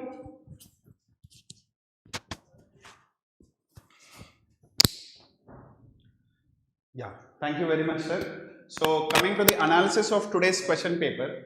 So today's question paper, if you see, our MEK sir was also discussing that the previous day question paper was slightly inclined, especially in physics, session 1, shift 1 was slightly inclined towards the 12th class syllabus. So previous in shift 1 in the previous day question paper was slightly inclined towards the 12th class syllabus, where 70% of the questions were from the 12th class syllabus. So whereas if we analysis for today is, if we are seeing, so 12th class 1, 2, 3, 4, 5, 6, 7, 8, 9, 10, 11. So it is equally distributed among both 11th class syllabus as well as 12th class syllabus. And if we are deciding the difficulty level of the subjects also, what our resonance faculties have done is, they have not decided this difficulty level based on the faculty. It was totally dependent on the students' feedback. So whatever the faculty feel easy, maybe the student feels that it is lengthy, calculative, and it is slightly difficult. So this is based on the input of the student. And if you see, the most important thing is the difficulty level. We have 2 difficult questions also in today's session, so which did not happen in the previous shifts. So 2 difficult questions came in today's session, and repetitive chapters were also present in today's shift. If we are seeing wave optics, 3 questions have come from the same chapter, wave optics, and MBK sir repeats the same point every time. NTA and NCRT are together. So if you are seeing modern physics, also elasticity, again repetitive chapter, as well as semiconductors, again repeating chapters. So if you are seeing 1, 2, 3, 4, 5, 6, 7, and work, energy, power also, it was repeating. So totally if you are concentrating on this chapters, totally 9 questions, 9 questions. It is almost like scoring 40% of the marks. So almost 36 to 40 questions will be, 40 marks will be from these questions. So, and it is equally distributed among the both 11th as well as 12th. One more thing is the easy to moderate level questions.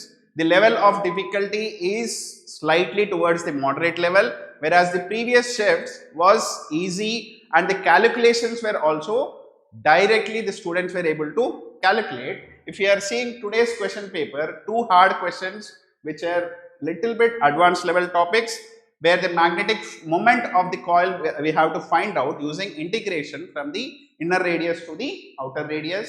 So definitely we can expect above 80-85 marks. We can definitely expect above 99 percentile in this question paper for physics. And directly it is not like plug and solve the questions. Some questions were really lengthy questions and indirect questions were directly formula based questions were not given and complicated questions were given in the questions. By seeing that complicated equations in the questions, students were automatically leaving the question, whereas if we read the question properly, actually the question was easy. By seeing the equation, especially the gas equation, where the pressure was as a function of volume, but the question was just to plug the value of volume and we'll get the pressure of the gas, and just they are asking the temperature difference T2 minus T1. So initial temperature of the set A of the gas and set B of the gas, both the cases they have given, but the equation which was given in the question was complicated. But actually if we read the question was very easy. Just we have to put in the value of volume, we'll get the pressure, then we have to use PV equal to nRT, we can find out the final temperature and second temperature, just the difference we have to take. So comparing, so this analysis will be very helpful for the students who have started already, second shift has already started, but analysis is very important for the students for the coming shifts. So this is all from physics side. Our maths sir will be analysing for the next maths paper. Hello, thank you, sir.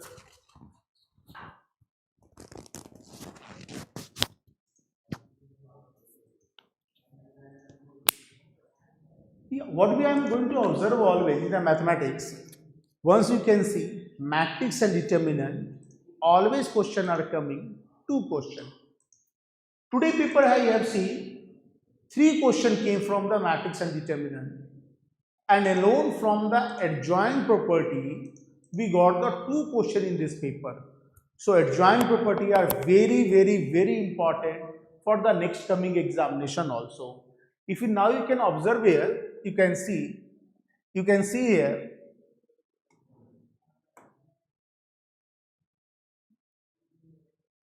if you can see here, matrix and determinant chapter, you can see here 1, 2, 3. 3 questions came from the matrix and determinant. That one also, if you can see properties of the adjoint. So if you know the property of the adjoint, you can easily solve the 2 questions, that means the 8 marks.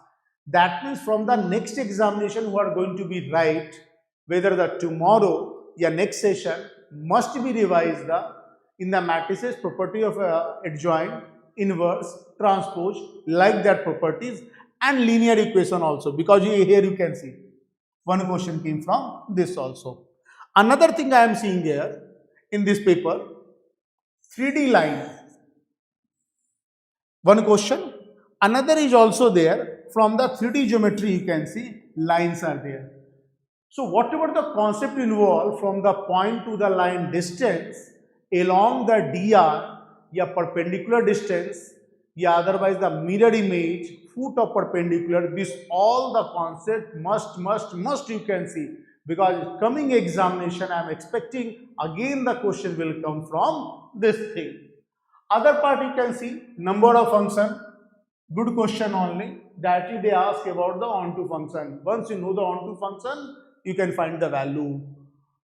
Complex number question also you can say mediocre. We can't say like a tough question.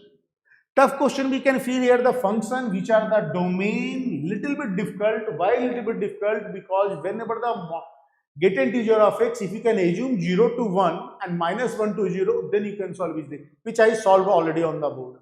If you won't assume those parts, then solving question become the very much more time and the lengthy question.